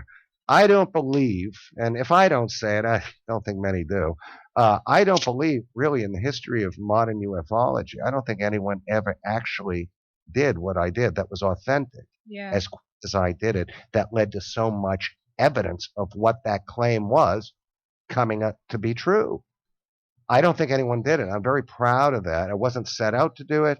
I just had to go. Once my family's ears shut down on it, they were a little mystified. I'm not from a UFO family, as Peter can tell you. You lose members of your family over this too, by the way. Distant ones, don't let the door hit them in the ass, in my view. But this is not everyone's like dancing in your corner, even if it might be family. I'm sorry, and that's common with all UFO witnesses throughout the years. To me, it's more of a human thing. I don't know what we saw. They said it was off-Earth technology. We were debriefed by Department of Navy, Office of Naval Intelligence, ONI, and Armed Force Security Services, which is NSA. But we were on record with all this way before anyone else. Navy was the big guys in it. And the guy was Admiral Richardson out of London. And Peter, if I don't want to leave you out here, brother, you had it verified that the guy at that time who was running ONI in London was named Richardson. Did you not? Yes, exactly. Yes. It was, all these things, some of these facts take so many years to come about to be true. we're going to bring Peter in a moment and talk more about the book and everything. But I just want to know, was protocol adhered to with regarding this event, in your opinion? What was what, honey? Can you repeat that? What was do you think protocol around the event, was it adhered to, in your opinion? Did they do the right thing when it comes to a UFO encounter sort of thing? Do you think that they did the right thing, or did they mess up? I don't. We were serving our country. I told you why I went in, and we all had the right reasons to go in. And I had a 6-year commitment just out of the gate. No, I don't know what protocol it is to follow. I think personally it was a big operation that went on. It was to pull in the phenomena. It was Christmas time. They've always done R&D and research there, and it was a capture operation. They were observing how, I think, special forces were in that forest. In fact, I'm quite certain of it now. Cameras, everything was documented, and in fact, I know it, and observing.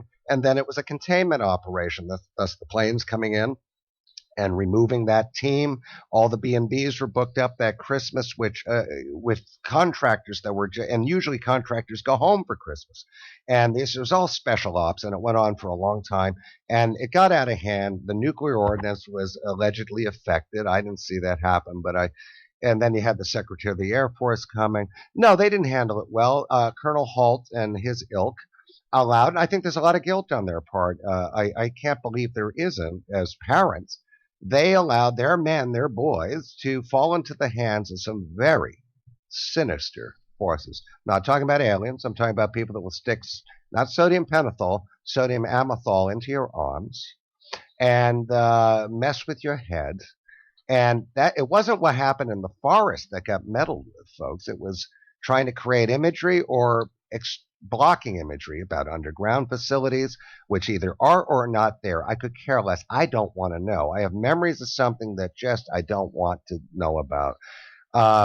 No, they didn't follow protocol. And then again, neither did I, because in the end, I led to getting the Halt memo out, identified all the key players. I got the Halt audio tape in the hands of CNN, which otherwise would have been passed around living rooms in Suffolk as, entertainment for UFO fans. I didn't try to we got the Halt memo, man. We didn't deal with the news of the world. We sent it to help people here that were looking at the events, and they smelled money at the blood of my brothers, because this cost lives. You got to understand where I get my edge from. Yeah. Now, these other guys, these political guys that are building their careers, and they'll probably have shows on soon, chasing Rendlesham or whatever they want to do. The majority of the witnesses do not say anything. Doesn't mean I'm not in touch with them every now and then. Do you think someone wants to get into this? Do you think they don't have certain opinions of certain other guys? One in particular, and even some of the command. The command let us down. And when you have Gordon Williams, I infuriate. I can say he makes a joke. He neither confirms or denies. He wears baseball hats that say UFO General. It's not funny, my man. And yet, according to John Burroughs, he suffers severe exposure effects, very similar to all of us. And I'll leave that one alone. Isn't that interesting for a guy that doesn't know if he was there or not? Well, this is it. You've got a lot of support actually in the chat room for you, along with Joe Smith and obviously Sasha.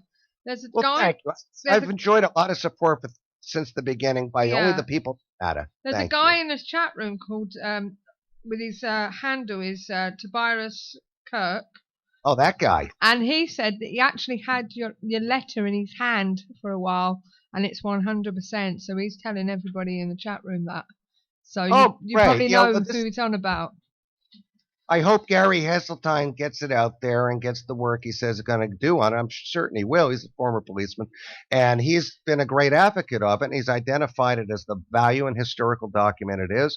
And I look forward to it being shown to people in total and translated. It's in our book, but you lose it when you're not looking at the real thing. Is that who Tobias Kirk is? It could be. No, that's a guy named Tino. He's a dear friend. He's a good brother. Right. He's a good friend. Okay. Now I'd like to pull Peter into the conversation. Sorry to leave you for a while, Peter. Now going to this book, we've had a number of questions that have come in. one question. Let's get this one out of the way. On the second night, reports say that an unnamed female-based security officer and her partner investigated the mysterious light when it returned to the forest area. The craft shot a beam of light and their vehicle at their vehicle, which was disabled before the craft flew off. He wants to know, John 4354 in the chat room would like to know, why don't we hear much about the second night? Do you have any idea on that? First, what you just read there, who is that allegedly from, the brief account that you just gave? I'll see if I can find where I got it from. But I was Googling earlier, to be honest with you. And I'll just see whether I can find it again. Bear with me. But he's asking about why the second night isn't also documented anyway. Well, number one, my main focus in working with Larry was to do everything I could to document, validate, back up the things that he had repeatedly gone on record with actual facts. Yeah. Larry not only was not involved on the second night, but he wasn't even on base. He was on leave. And the other, so to say, famous media account of Jim and John's experience was on the first night. If you read Left at Eastgate, we cover some of the information, but it's anecdotal. I don't know how to actually answer that question. I can. I can. Right. I hate to step in with Pete, but that was all it is Bonnie Tamplin. There were sightings over the base the second night, and Lieutenant Tamplin, she was a black officer in law enforcement. An object, a being, a thing went through her vehicle. She saw something that terrified her. She refused to go back on duty at night in the woods, etc. And there were a number of things that went on, but that woman was terrified. I was there when she refused to go back on duty. And these are officers. I'm an airman first class, saw it firsthand. So that is part of the second night. But that woman has not publicly made a statement, you see. No. And so it's only fair that until she does, that's going to be a gray area the second night. However, there were things that went on, and she is the main focus of that second night. Thank you. I'll see if I can find where I got that from, and we'll let you know. See if I can remember where I found it. I've been on so many sites, I'll be honest. There's a lot of crap out there with this. Yeah, I must admit. Don't bother yourself. I lived it, and Peter's lived it, and it's a very close second. Well, it does mention the light beam, I must admit, and it was saying that on the first night there was 40 base personnel and area residents as well from the area that was out as well. So that's what that was saying. But that's anyway. Not true. On the first night, no, not at all. Right, okay, so that's not true. Complete nonsense. Right, okie dokie. So yeah, I think some of that was actually on the Rendlesham website. I wouldn't be surprised if it was tattooed on someone's backside. It's just not true. Right, okay, so that's not true. Suzanne, if I might jump in. Yeah. Why don't you let me lay out some of the actual, real, physical, take-to-court level evidences? That would be great. Good. Okay, going back to the photo that Larry was discussing earlier. On that first night, on the morning of that first night, Larry took a photograph. And in the distance was an A-10 landing. Not, the clearest image, but that was it. Every once in a while, since we've both been on Facebook, Larry will post service-related pictures and snapshots online. And, it becomes like a dialogue thread with friends. This past summer, he did that and included that particular photograph. And two of our Facebook friends who are fairly knowledgeable in photographic optics analysis, all that stuff, blew it up and pointed something out. No, Pete, sorry. Mick Sayer is a guy from down south, and he saw it, brought it to my attention. Then these two guys you're talking about started to do their razzle-dazzle on the computer. A guy named Mick Sayer found it. I Got said, it. "Do you see that thing? Dude, we got to keep it right." And it's not your fault because it's a recent thing. Okay. Yeah. And they blew it up. And what they observed was above the A-10 was a discernible image that you really can't see as anything more than like a spot of dust in the actual print.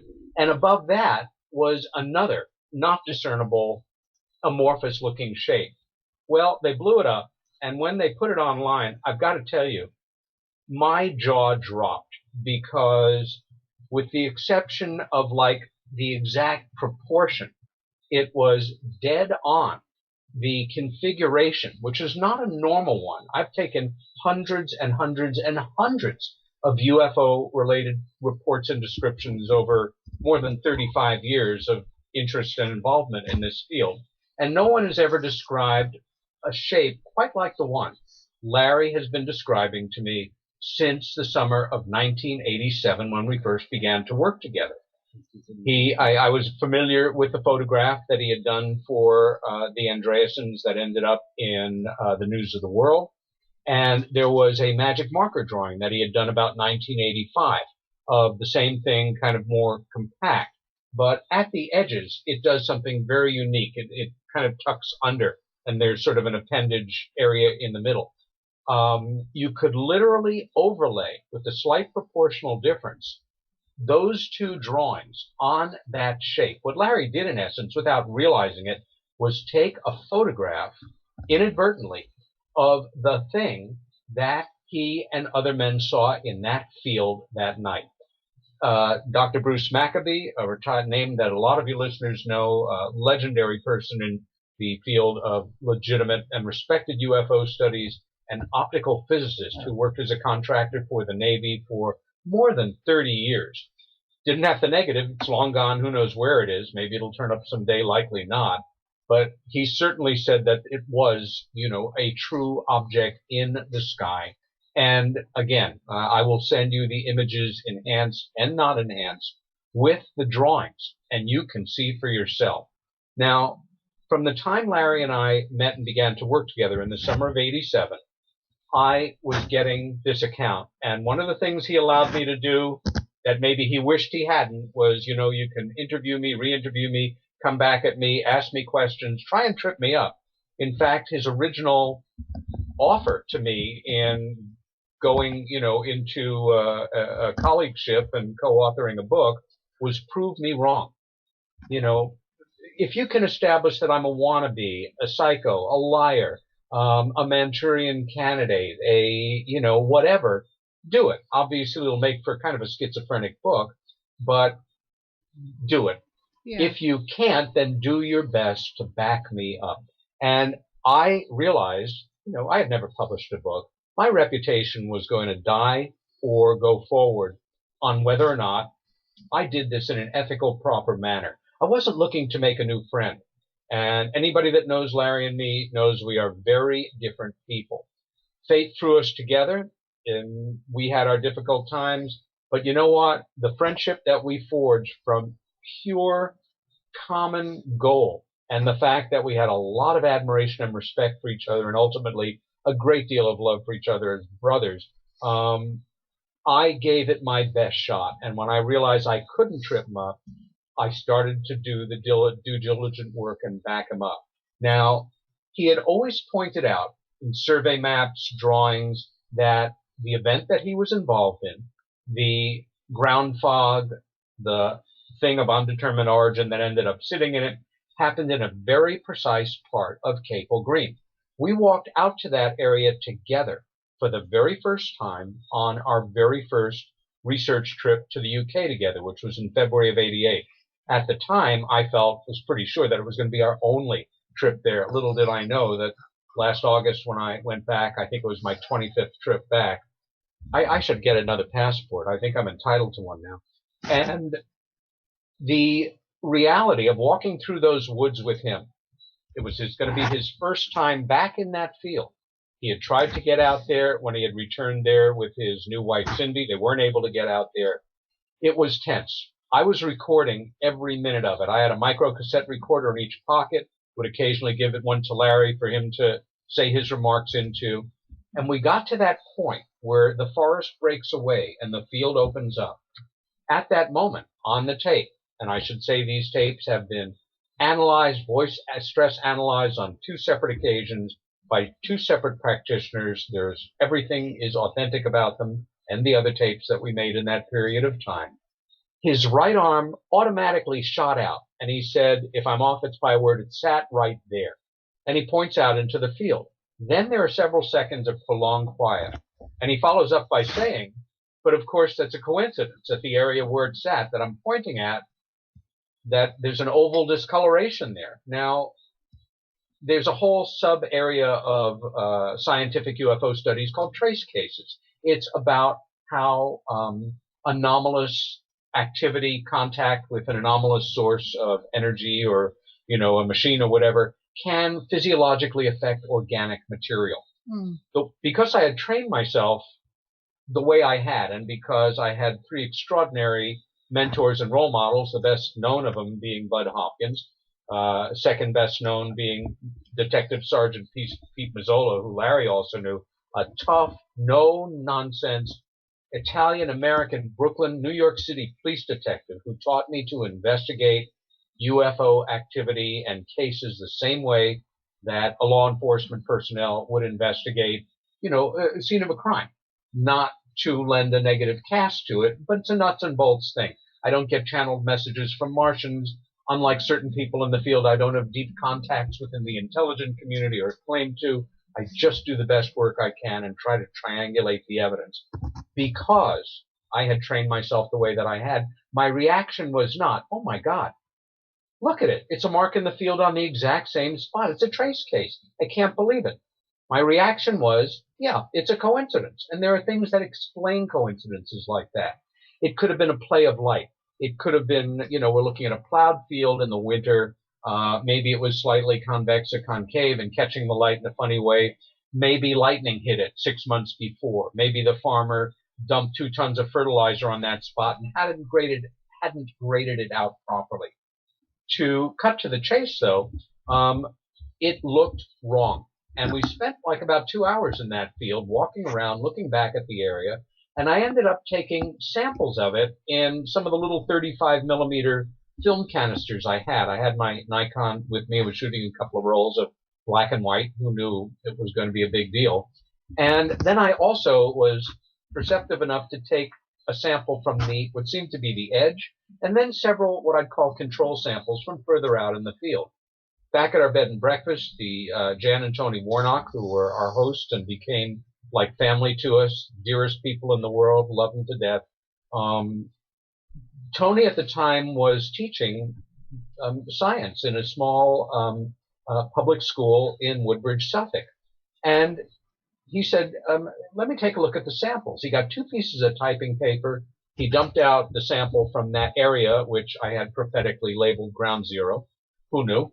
And then a control sample. They looked different. They felt different. We did a basic test. We took the same amount of the soil from that area, put it in a jar lid, took a control sample, spoonful, same amount, in another jar lid, equal size, equal amounts of water.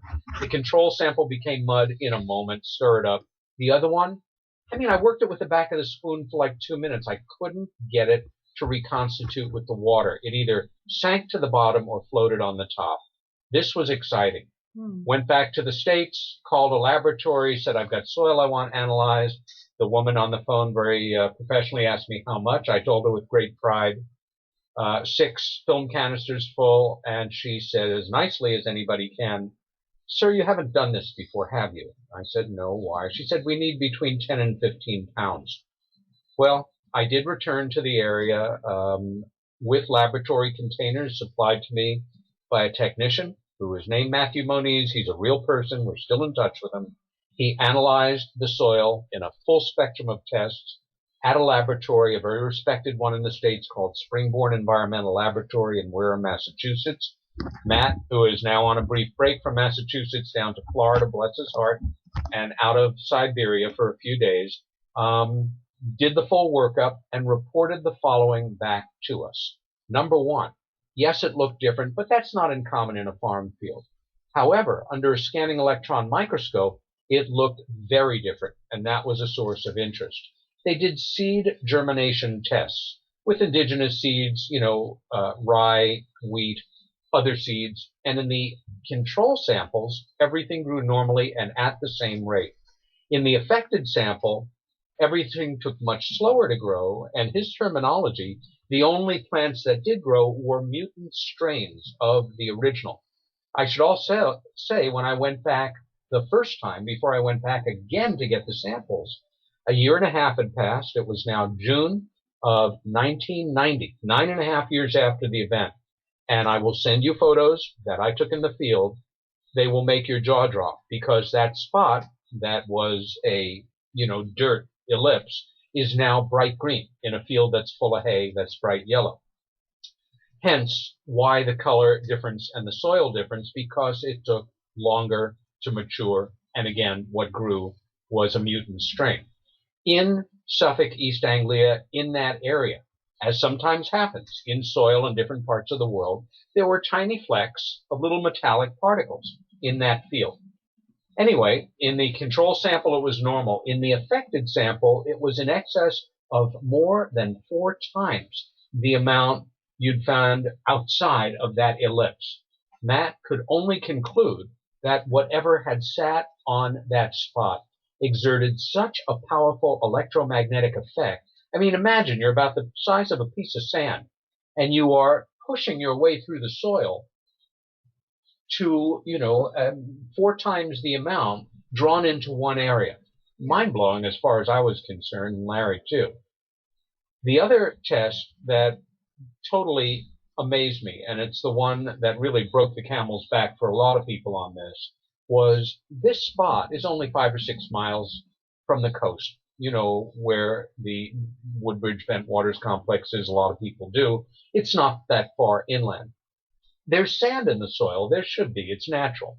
In the control samples, 100% kosher, just what it should check out on a standard table of analysis of soil in the area. In the affected sample, there was no sand. It had been reduced to an interim form of glass. It was silica. It had melted. Whatever sat there melted the sand.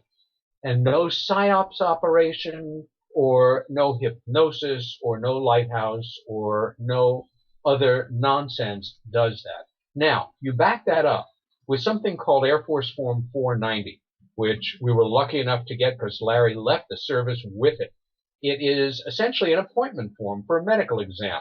Larry can tell you that from the moment that blast of light happened, looking up at that red shape coming in over the field and over that ground fog, his eyes were never the same. And so much so that he put in for an exam and a checkup. Being the military, it didn't happen immediately. It happened, I think, on February 5th, 4.5 weeks later or whatever. And on that form, you see in the handwriting of the examining physician, opti/ret burn exp, optical retinal burn exposure. It was so pronounced that it certainly would have been picked up on Larry's Air Force physical when he came in. It wasn't picked up then. Larry can tell you, and it's in a separate appendix left at Eastgate, although as often is the case with hospital forms, they're almost illegible. He had an episode when he was married to Cindy, who worked at a hospital in Connecticut, where he was bleeding through the skin. There was no cut. There was no lesion. She insisted they go to the ER. He had a checkup. And the physicians there ultimately asked him if he had been in Vietnam. He asked them, I think probably as nicely as he could, to do the math. They didn't take 8-year-olds. But they asked him then if he had ever been exposed to an unshielded radiation source. That may sound familiar, given all the hoopla going on right now about the fact this is getting great visibility, as it should, with John Burroughs' situation. This kind of evidence is the kind of thing you could not only bring to court if it was allowed, if we had the courage to cover such things in, officialdom. This is the case, and this is the aspect of the case that could break the entire story wide open and have things never be the same. What makes me furious is the fact that nobody questions this. They just don't discuss it. It's ignored. And that goes by witnesses who have not wished Larry well, as well as skeptics in the outer community, as well as some of my so-called colleagues in the UFO research community.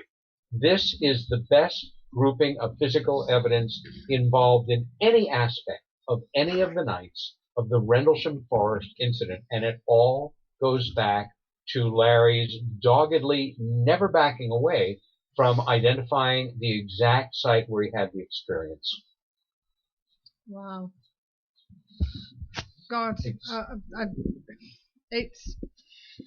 it's a very interesting case, and I know Larry, bless him, he gets tired of talking about it, but people like to know a lot about it, and some people don't know about it. I, for one, until I started doing this, never knew much about it until tonight.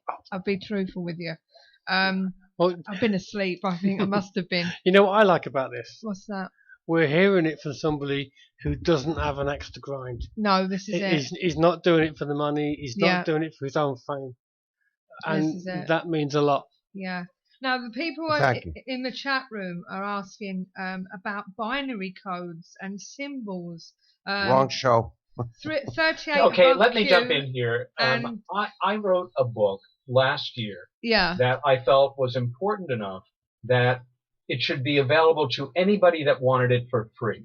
The written part of it, and I have an extraordinary epilogue by a dear and respected colleague that many of you know, Colin Andrews, who was also treated in an extraordinarily cavalier way by Nick Pope, formerly of the Ministry of Defense, in the way that Larry was, although Larry is a bigger guy than I am in terms of not taking Nick to task on it. This book took me 5 months, 600 to 700 hours. It ultimately is 460 pages long because with Larry's approval and encouragement, it includes the largest Rendlesham Forest incident-related database ever made public anytime, anywhere of raw data that will make you an authority on the case as well as those of us that have been involved in studying it for many, many years. All you have to do to get your free copy is to go to the website of the terrific Phenomena magazine, published by our dear friend and colleague Steve Mira, who was a guest when we were last on your show. Yeah. That's Phenomena magazine, and you will find on that page a box that says Special Reports. Click on the box. You'll go to a page that has 7 book icons. Download those books in order onto your PC, and it's yours. And it will answer a lot of your questions about the so-called binary code and all of the hoopla, and for me, a great deal of the false flag that it really is. Could you say a little bit about what it actually is, though? Because I must admit it's news to me. Say again? Could you just say a little bit about what the binary code actually is? I'll give you a very brief bit. It is not my specialty. I'm not a computer person. I never even heard the term binary code until Jim Penniston used it in public for the very first time on the night of December 28th, 2010, at a small conference in Woodbridge, East Anglia, that marked the 30th anniversary of the UFO event in Rendlesham. And at that time, Jim said he had talked about it actually for more than 14 years, apparently, but allegedly had kept it a secret from the world. By the way, John Burroughs had never heard about this, and this is a quote of his, or referring to a quote of his from the book that he and Jim and John wrote with Nick, Encounter in Rendlesham Forest. Jim Penniston had never even mentioned the so-called binary code or the time travelers to John Burroughs, who allegedly was with him when he touched the craft, and this message downloaded into his head until October 2010. That is 29 years and 9 months after the fact. What's up with that? John, by the way, has no memory of Jim ever touching that craft. The binary code, as I understand it, I am not the right person to ask, but briefly, it is a very contemporary computer code made up of ones and zeros. And what Jim has maintained doggedly since then, and apparently before then in public, is that he was selected by time travelers from our future, who were the real culprits, the source of the events at Rendlesham in December of 1980, to receive this long coded message in contemporary computer code to give to humanity at a later date.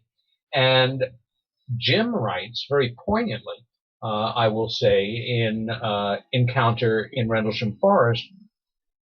I'm not quoting, but this is absolutely what he says. How could I remember these several thousand ones and zeros in order and copy them out into my loose leaf notebook on 16 pages 24 hours later? And the translation is like, it's in their book. It's word for word. It's very new agey for me. It locates a number of esoteric spots around the world, from Sedona, Arizona, to a Greek temple, to a mythological sunken island off the coast of Ireland, to a location in China and other locations, with a couple of phrases that, with respect, sound like they're out of a science fiction story to me. The idea being that this basic translation somehow will be made to make sense in a much fuller way, and that will give us a very important message to humanity from us in our future. No one, Jim, Nick, who should know better as somebody with a vast background in military intelligence and 21 years or so in good stead, rising the whole time in the Ministry of Defense. And by the way, unlike the Department of Defense, the ministry has full military equivalent for civilian employees. Nick Pope is Lieutenant Colonel Nick Pope. Make no mistake about it. And his title, when he left the ministry, is quite a jaw dropper. He had a tremendous amount of responsibility, and he had earned it. One of my great questions for them is, why is it that this is immediately accepted and pondered seriously and talked about endlessly and discussed and rediscussed, when nobody even mentions the possibility that just perhaps Jim Penniston was the target of, the victim of, the subject of a complex, well thought out, ongoing disinformation operation to make him think, feel, and believe that he was chosen by time travelers from our future with a message for humanity to be a shiny object, to be a sideshow. The idea of a UFO-related event, whether it's extraterrestrial, interdimensional, or I don't care what. Larry doesn't know, I don't know, neither one of us have ever said we know. It was what it was, but it was genuinely anomalous as far as I'm concerned, and that's based in part on the physical evidence I've cited and a great deal of other material I've learned along with Larry over, in my case, the past 28 years. That how is it that it's not even mentioned in a sentence in their book as just a possibility? How could that be ignored, discounted, rejected, when we all know that even if you're a total skeptic in this day and age, if there is an account of an event of such significance and magnitude as Rendlesham, that one might even begrudgingly have to say, all right, maybe it is UFO related. There were UFOs documented, seen in the area, full radar returns, credible military and civilian witnesses, blah, blah, blah. And that in doing so, we have no acknowledgement whatsoever that the idea of time travelers from our future would be received by major media, and is in fact, as well as the public at large, as much more sensationalistic, much more potentially the target of tongue-in-cheek, jokes as UFOs used to be more the subject of, and still are.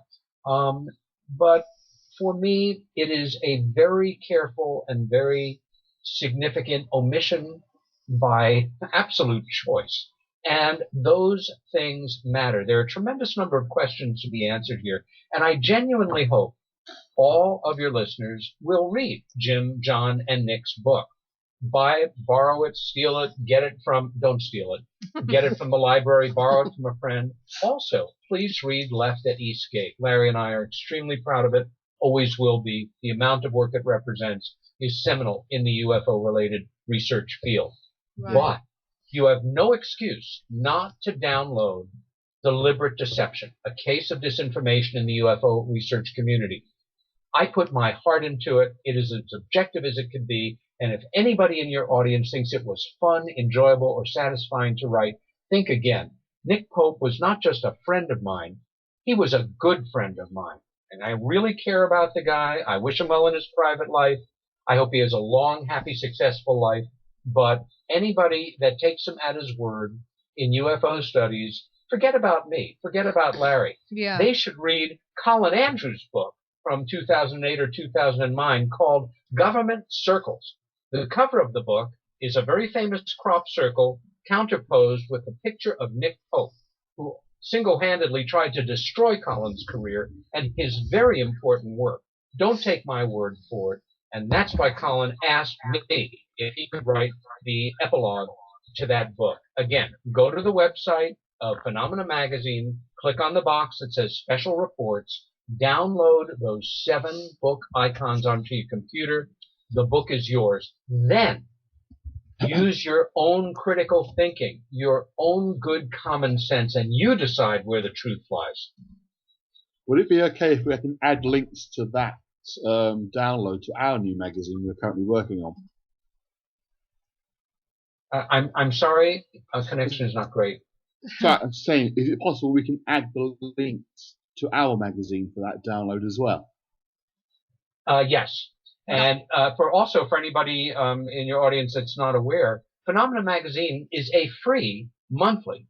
It's packed with UFO stuff, paranormal stories, all kinds of anomalous stories, ancient mysteries. It's a great publication. I just think the world of it, and think the world of Steve and his staff for Peter? making it. Yes. Hi, bud. You can see, you folks, why I hired this guy. Isn't it great? Yeah, no. I think you missed one thing there, brother, is that these folks we're doing the show with are starting a new magazine, and they'd like permission to link to your book, Deliberate Deception. And that's what they're asking. And if you wouldn't mind. I'm sorry. And also, I hope that was brilliantly done, my friend, and you've earned every nickel I'll never give you. And, God, Steve's got a question for Peter. Well, it's not a question. It's been written in the chat room. I just want to get it out there so people can know what's been said. Ronnie says that despite promises made in 2010, the notebook has never been authenticated. And UFO fan said the binary code event was stolen from an X-Files episode series 1 entitled The Conduit. Right, okay. So that's what they're saying in the chat room. That's what they're saying in the chat room. Okay. So, back to you, Larry, if you don't mind. I don't mind at all. I love you. You must think I'm a real mean SOB, don't you? I'm not. Oh, I love you. You're great. I'm a fuzzy, nice old guy there. You've both been great guests, I must admit. I just want to say, on the night that this happened, your night, forget everybody else's night, it's your night that we're talking about. Did you feel, did it make you feel anything at the time? What did you think of the experience? Was you affected by it at all on the night itself? Did anything happen to you? And if so, what? If it didn't, how is it affecting you now? Right. Okay, that's a good question. Well, Peter has covered very well some of my medical issues from exposure to this phenomena, this thing in the field. Nightmares are very common to all of us that I'm aware of.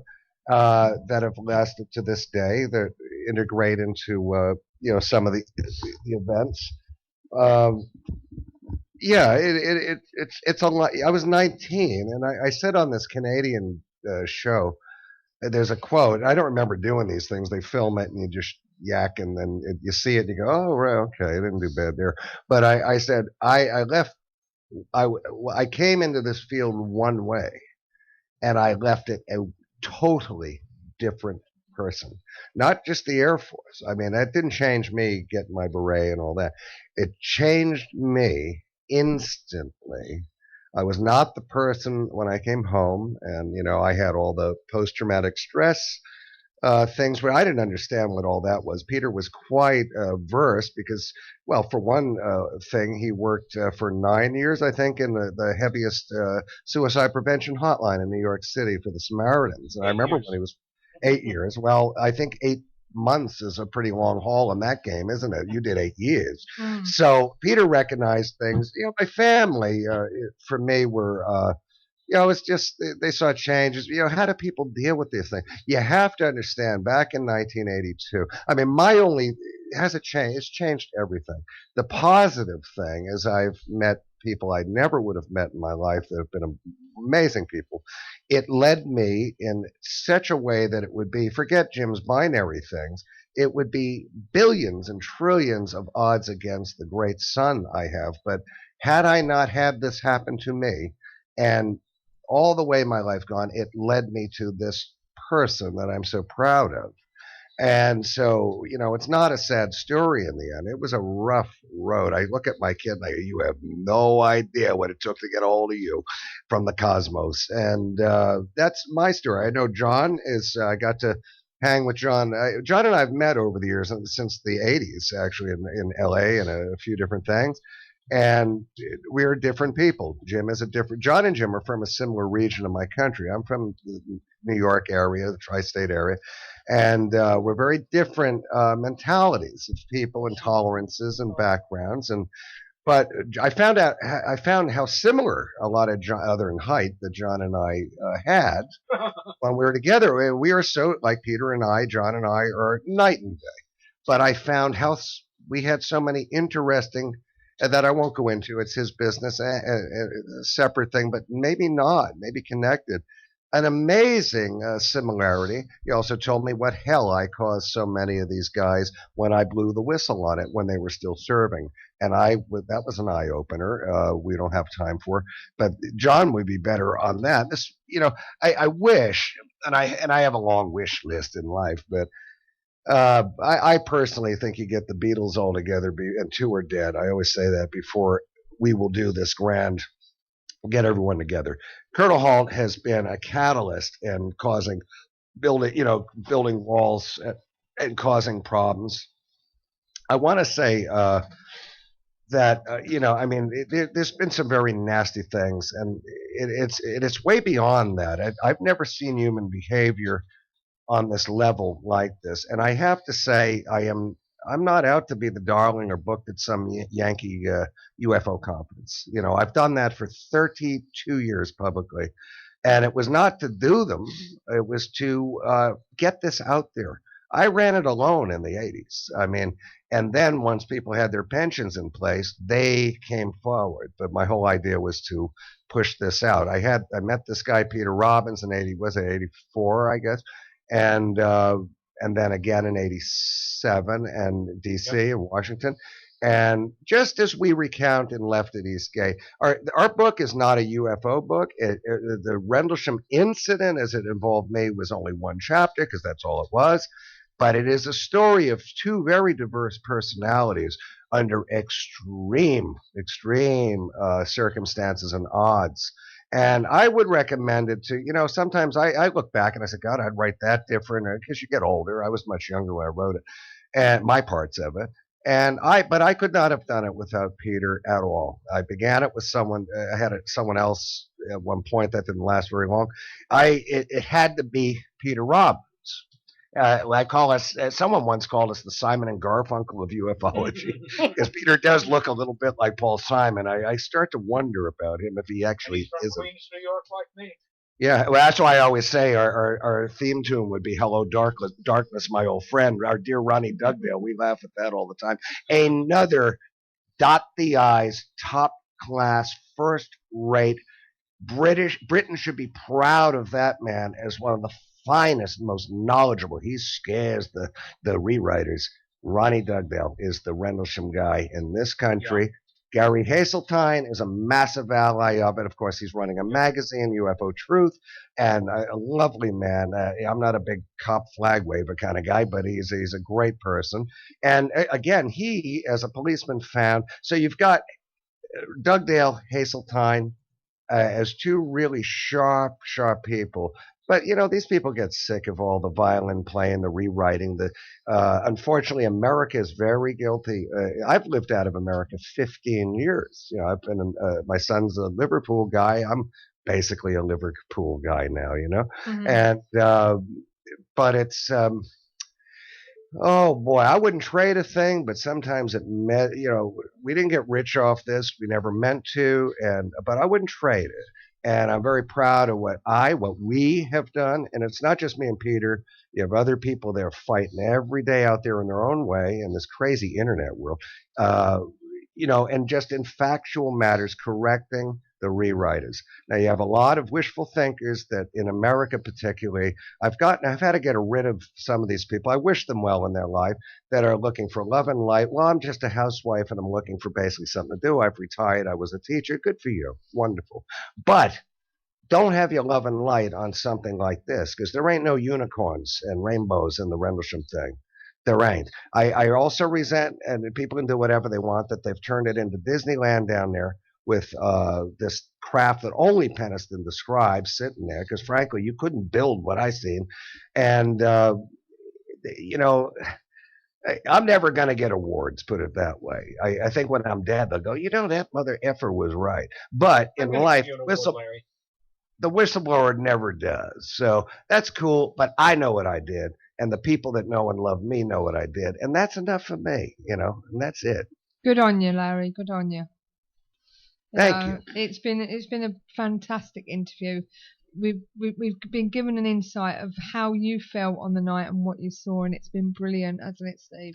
It has, yes. It's a lot of stuff that I mean, we're English and we didn't know much about this at all until we started talking to Larry and Peter.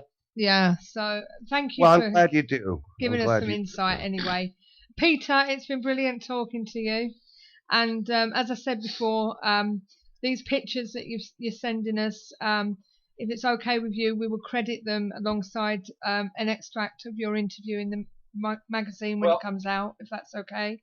Please, everyone, you'll be crediting them, Suzanne. You'll be crediting them to Larry. Yeah, I'm that's adding fine. to a post online right now, but over the next days, yes, you and I will be back and forth.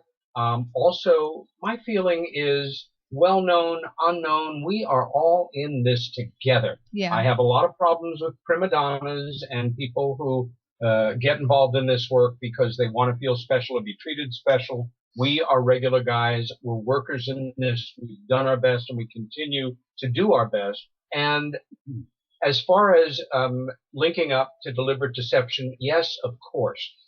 As far as supplying you with a database, you will have over 300 pages of letters, documents, photographs, soil analysis, as will everyone else, that you are free. We're putting it in the public domain that you can use for your magazine, and any way that we can help you, we will. Count on it. Okay, that's brilliant. Susan, really quick, I sent to your Facebook a picture that was of the craft that we near the A10. That's on your personal Facebook page. Yeah, so just so you have an idea, and there's a lot more work on it, but there you go. And use any of this stuff, whatever you need. Listen, we're not in this for ownership and all. I got into it for the one reason. I think people need to know Peter is of the same mind. So power to the people, baby. Okay. Dave Lloyd quickly just wants me to mention your art, Larry. You've got some very vivid works which are obviously cathartic for him to paint. So what's this about your art, Larry?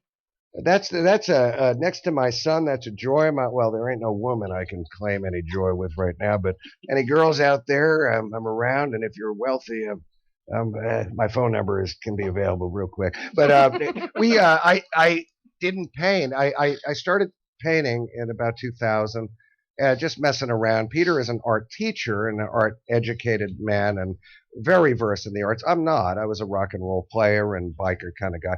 But at the end of the day, but I'm no idiot either.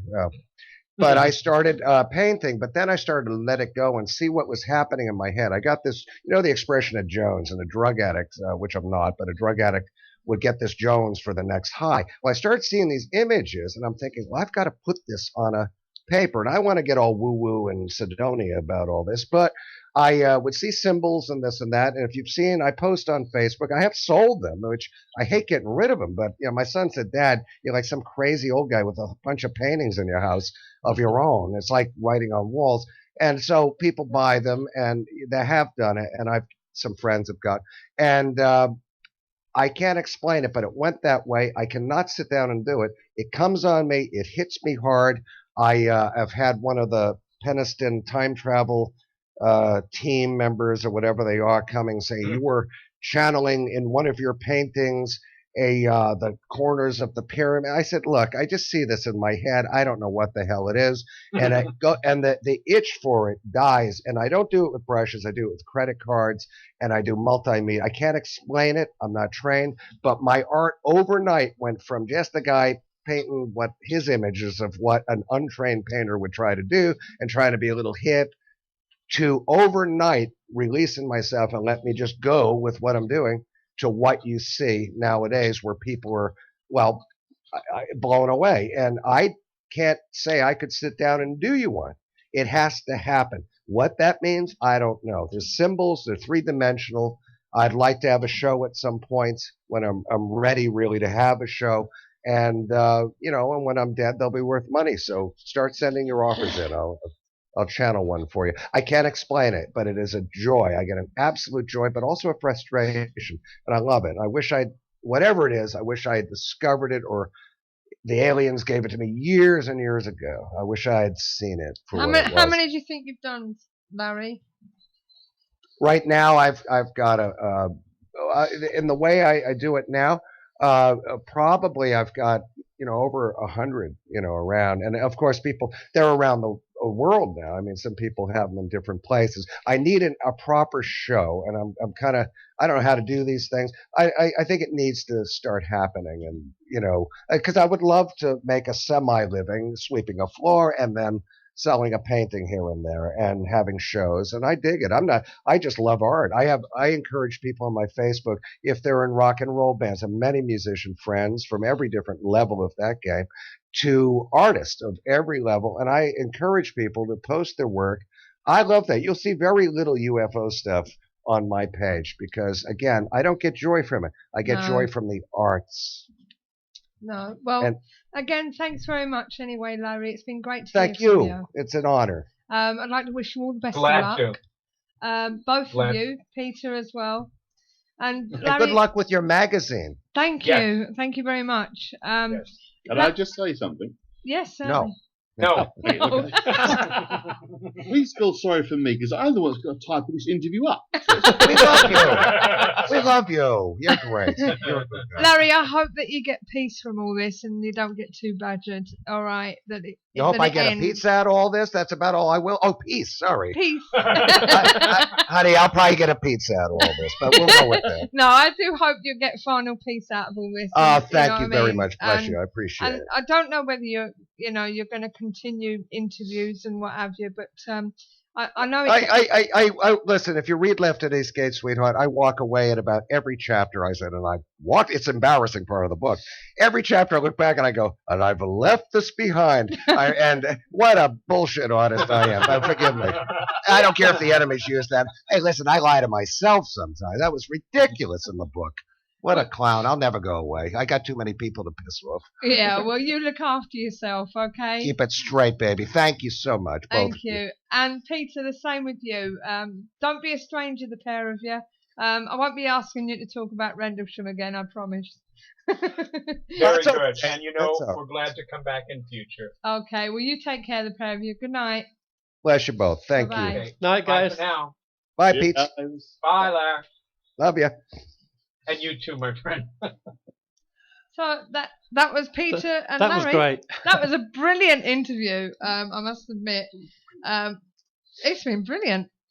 I really enjoyed it. I know he's been talking about it for so many years now, but I really wanted to hear his account. I know I could have read it, but it was great to hear it from the man himself. You know what I mean? Whose idea? Excuse me. Sorry. What? I didn't say anything about anybody's idea. I was just saying it's great to have him on the show. Brilliant. So, absolutely. But that's what we was meant to have had in December. So Yeah. it basically was great to have him on again. Yeah. Thanks, Sasha, for setting that up for us. And Sasha's just come back and said, Larry says thanks. Thank you very much, Larry. It's been brilliant. He's welcome. It was great to hear from him. So, well, what we're going to do is we're going to have a quick break, and then when we come back, we're going to talk further about this subject. Okay? See you in a bit. Fed up of wading through the activities and events that other advertisers include? Find just what you're looking for at paranormaleventsforyou.com, your one-stop paranormal directory.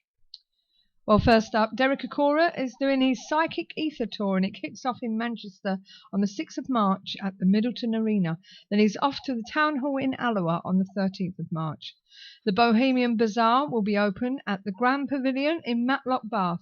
From March 2015, there will be the usual alternative stalls such as holistic therapies, Reiki healing, bamboo magic, etc., plus pagan gothic giftware, homemade art and crafts, plus lots more, including some unusual and unique items. The Mysterious Earth Conference 2015, 7th and 8th of March 2015 at Grimsarg Village Hall in Preston. For more details, visit Megalithic Tours. On the 13th of March, Hidden Wirral Paranormal are at the Britannia Inn, North Wales. On the 14th of March, It's Paranormal are at the Hull Council of Disabled People in Hull. 21st of March, UK Shadow Seekers are at the Barlow Institute in Bolton.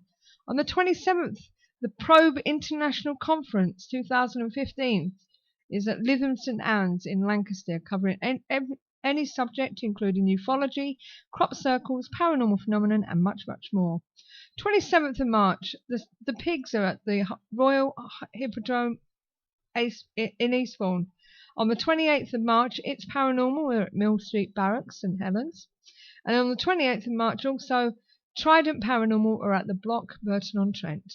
Tony Stockwell does his tours, continuing throughout the UK. For more details, check his website. And every Friday, there's a mediumship night at Earth Angels, Lancey Road, Basildon. For more details on these and other events, visit paranormaleventsforyou.com. Paranormaleventsforyou.com also offers banner advertising for only £10 per year. See our website for more details. paranormaleventsforyou.com, your one-stop paranormal directory. Right, just before we carry on with this subject, to just sort of do a post-interview discussion, I just want to let you know to tune in next week when we discuss demonology, the study of demons, evil spirits and more. Generally supernatural entities considered malevolent. We will be separating the Hollywood fiction from fact. And on that subject, Man, Myth and Magic is a specialist of second-hand books on a range of topics from the paranormal to witchcraft and magic. A second-hand occult and historic book site which also specialises in paganism, alternative religion, mysticism, earth mysteries, folklore, the supernatural, archaeology and ancient history. For more details, visit manmythandmagic.com. Andy, are you there? Yes, hello, I'm here.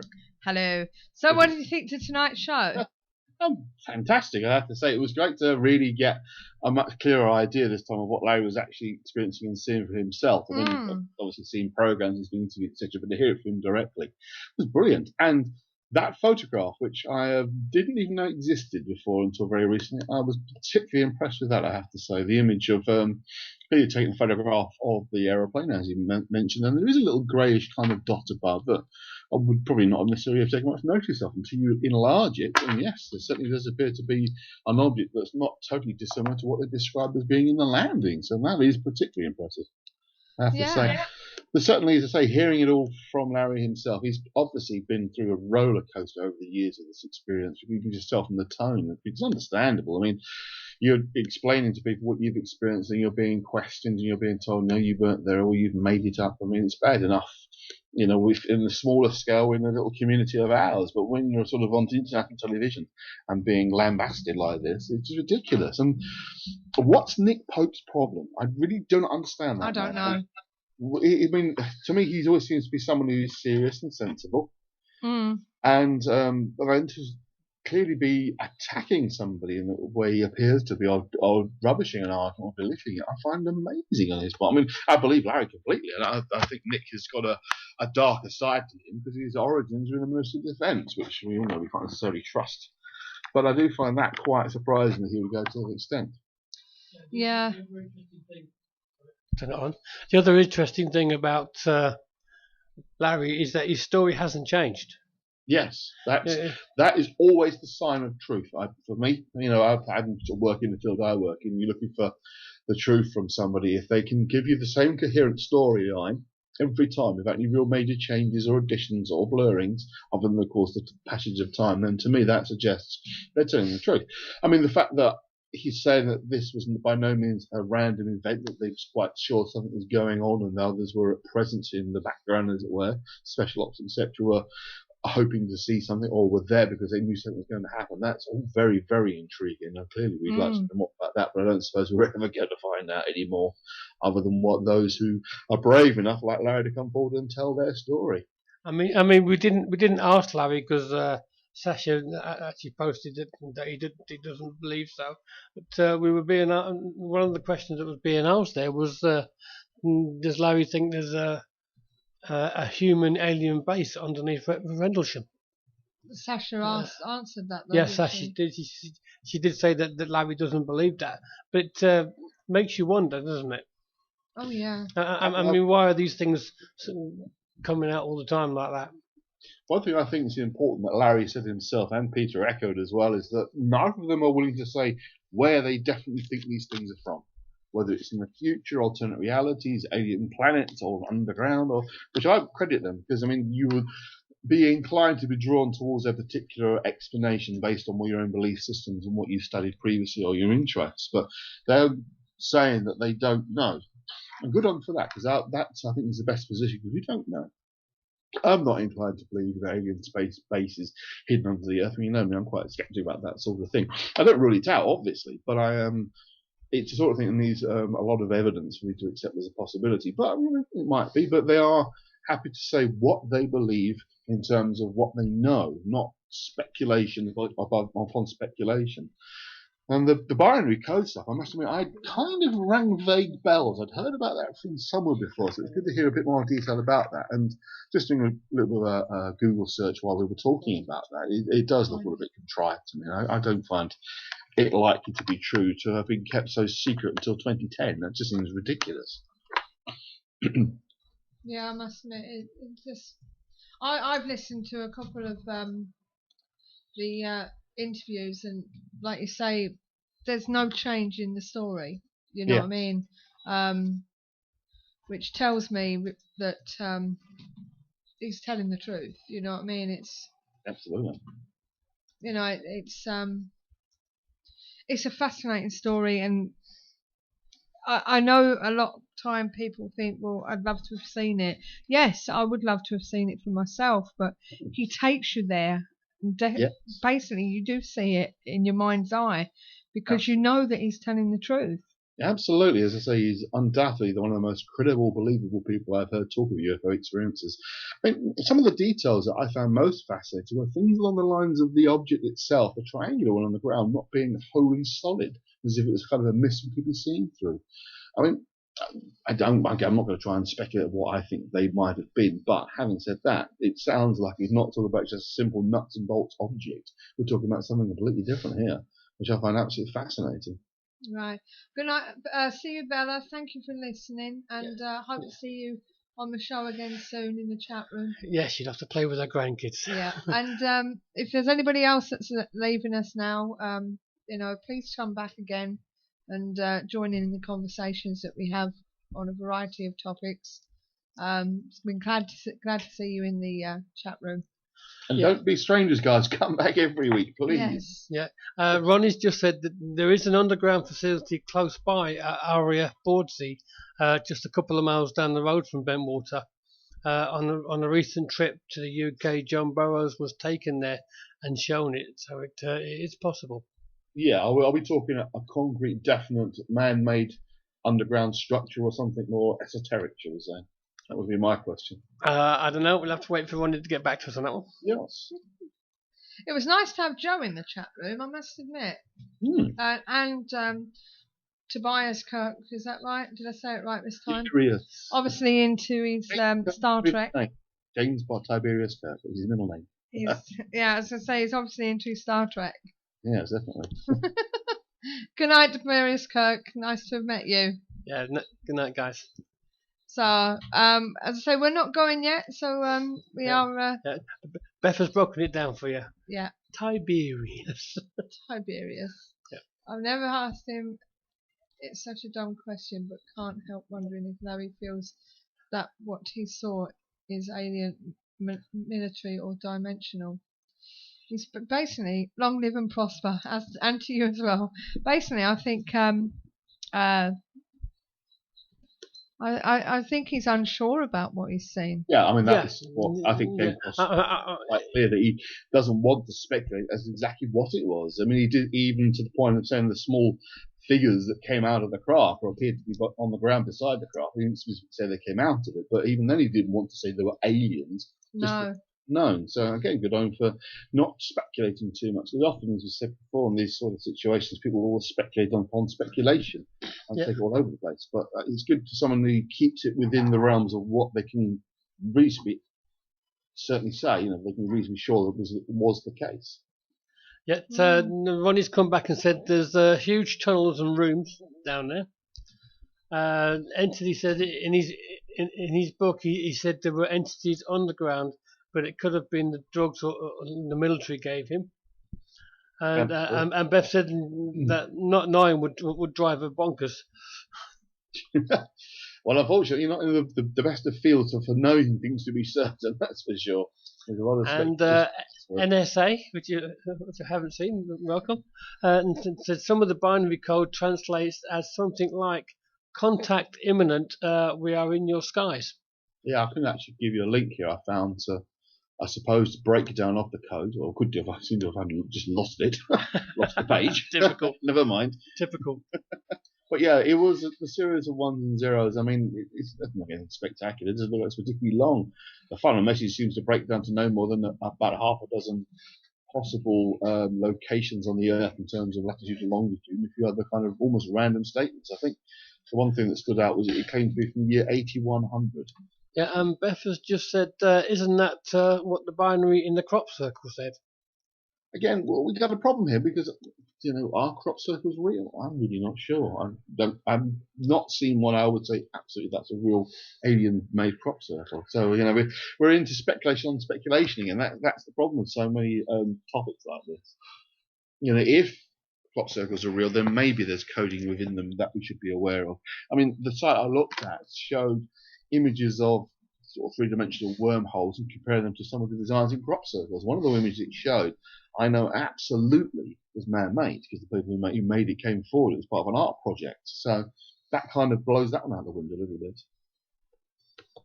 I don't know where this one's come from, but Entity 5 says Bashir is a channeler that claims their mothership is over Sedona. Okay. I did actually read somewhere about an alien ship being seen in that area, but obviously that's now your territory. So, well, yes, I can say much more. Looking into that a little bit, I'm just having a link here. This is to an image of the supposedly decoded binary code system. It's supposed to give the information that is supposedly contained within it. I mean, you are left with the question, well, did he just sort of make this up as he went along, or, does it pair out the blue? The origin of this code could be interesting, but I don't think it necessarily gives us anything to say, well, here's definite proof of communication from the future. I mean, I'll read it out to those who can't see it necessarily. Exploration of humanity, and then it says unclear, 8100, and then gives a coordination north and a coordinates west. There's long series of numbers. Continuous for planetary advance. I assume the E have been left out of the word advance because it's in a bracket. Fourth coordinate, again the letter R's missed out of coordinate, so it's in bracket. Continuous, unclear, before, and then the series of north and east and west references, which are, I assume, they believe to be the latitude and longitudes for the locations of these places that are listed. And then it's supposed to say ears of your ears, origin, and then gives another series of numbers. Ears, that says eyes. Eyes of your eyes, do apologise, yeah. And then origin year 8100 again. Now, I don't know, what does that mean? If they have been decoded, and I think I did find another page where they had been decoded as being the coordinates and actually listing where those coordinates were, and if I can find it, I will go back to it. I am deliberately waffling because I can't find it. Give me a moment, chaps. Give me a moment. I shall find these again. Because I was looking at it a few minutes ago. Yes, there we go. It's actually called Are Human Time Travelers from the Year 8100 Making Complex Pictures in English Fields? The complete Woodbridge UFO binary code, and 16 pages of it, apparently. Jeez. But again, it's okay. It gives the coordinate location of Woodbridge itself, according to this, and then it goes down to some of the website I'm looking at, some of the supposed crop circles that enclave the coast. Oh, here we are. The first one is apparently the longitude latitude reference for somewhere in Belize called Caracol. The second one is Sardonia, Arizona. The third one is the Great Pyramid in Giza, Egypt. The next one is the Nazca Lines in Peru. Then Shaitan Q in China, and Portal at Temple of Apollo in Nexus, Greece.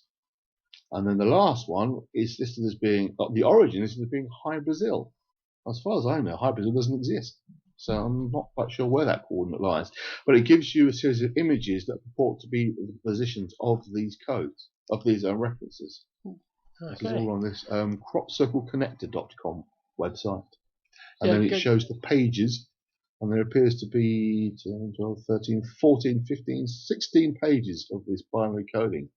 I have to say, some of the later pages on this website page, they're quite distorted, so they might not be what they think they are. I mean, in terms of what's ones, what's zeros, because it is quite badly reproduced. Yeah. I'll just copy this link and add it on as well, so everyone can have a look at that.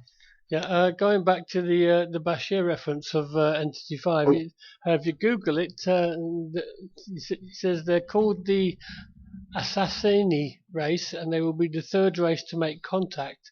They are supposed to be humans 500 years in the future. Okay, that's nice for them. Any other information or any other sources for this information? I think you just have to Google Bashar. Okay, Bashar. It's not my fault. Okay, there we go. Yeah, so there's the link anyway to the site that was listing in more detail the supposed locations of this binary code links to. But I mean, I think maybe we're going off in a bit of a funny direction here, because the binary code stuff itself I don't think we can take very seriously. I mean, why has it suddenly appeared in 2010 all these years later, as Larry himself said? It just seems odd. It's just something to pop like that. I mean, there are elements. Someone said that it's appeared in an episode of X-Files, very similar kind of idea. You might also think perhaps things like Close Encounters film, the idea there of images and ideas being imprinted into people's minds to start building shapes and playing tunes because it's been imprinted into them. So you do think that, there are versions of this sort of thing that exist in sort of popular media. So I don't know. And then followed by a deathly silence. Hello. Yes, I was just reading this. Entity 5 said there's a huge connection with Rendlesham. If you read it, it's, the link is bashir.org. Okay, which I will put up there for others to have a look at. Who's the originator of this info? Let's have a look. Oh, we're talking about one person channeling stuff. I see. Yeah. Oh, I lost the page. There we go. Yes. Okay. Okay, so yeah. I'm trying to copy the chat room for you. And I've got Larry and Peter saying thank you on Unfortunately, I Facebook. missed much of the chat room stuff because I was actually typing up as we were going along what Larry was saying. I mean, I'll go through it again when we upload the repeat, but I wanted to just try and catch some of it. Okay, so Bashir appears to be a single channeling individual, much along the lines of there's other people who do channeling. What's the one I'm trying to think of? What's the really famous woman? Oh, what's her name? She appeared quite a lot in What the Bleep Do We Know? One of the most famous channeling of extraterrestrial. I can't remember her name. Just escaped me. Can't remember her name. Anyway, it's a similar kind of thing. Sorry? Dolores Cannon? No. That's what Beth just said.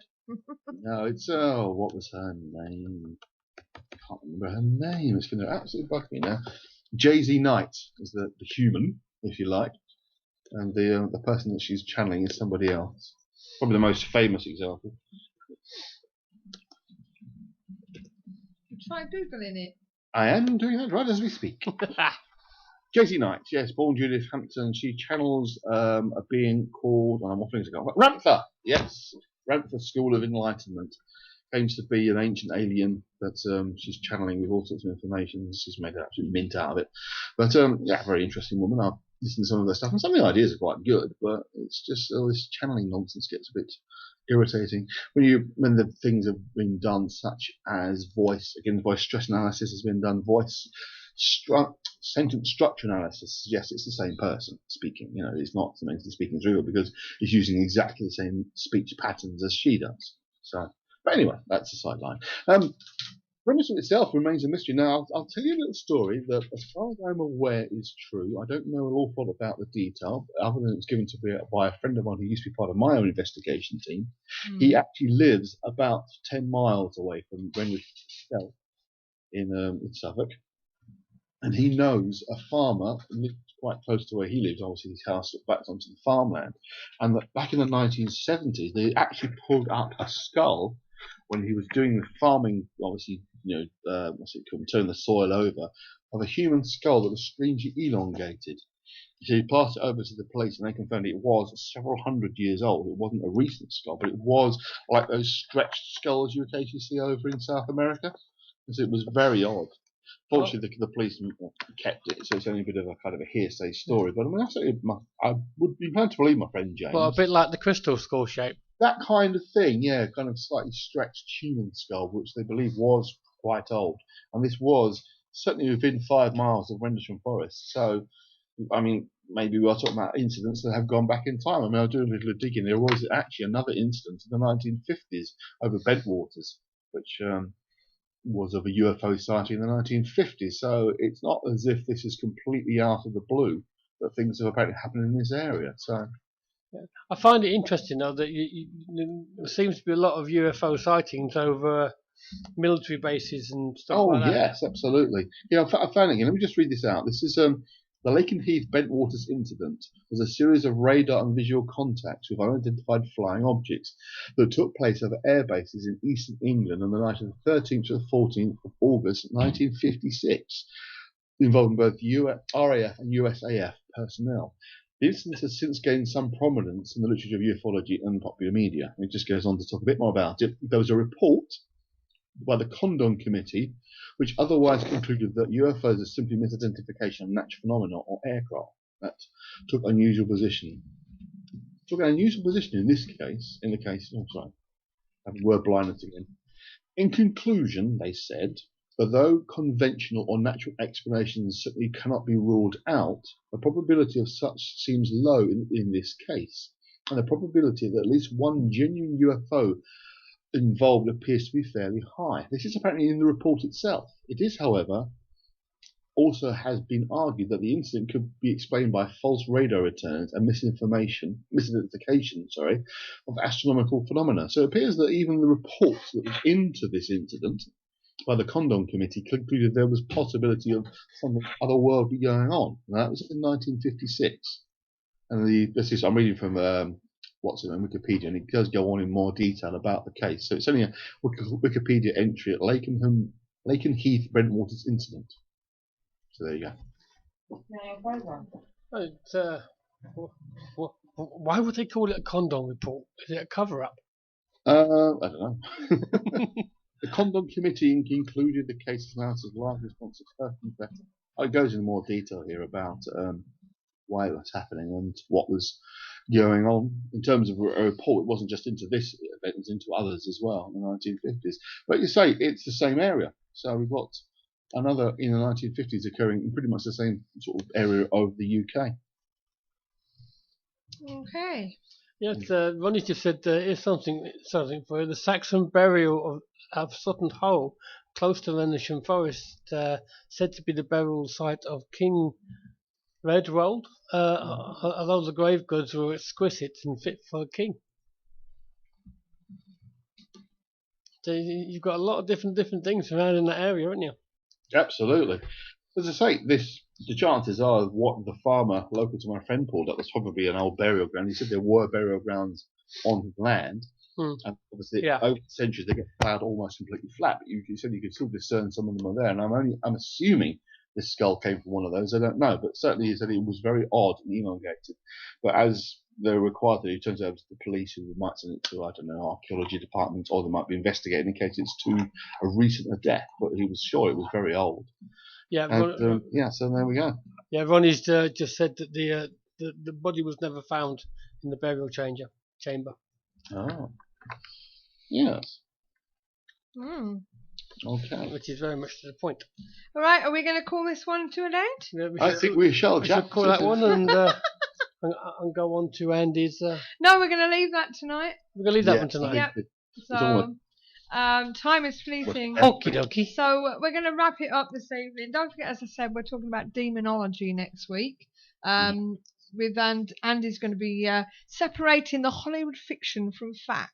Isn't that right, Andy? Indeed, yes. There's a lot to address that we really need to talk about. I mean, including from a starting point, the picture that you've used as the poster for next week shows a character called Baphomet, who's not the devil. And I'm going to go into a bit of detail of the origins of him to begin with. But as I was saying a little while ago, the thing that's really brought this to my attention is there's so many films around at the moment that are obviously relatively cheaply made, that involve things like demonic possession and all that kind of hoo-ha, that I really think that the issue needs to be addressed of how far away from reality this Hollywood ideation has got.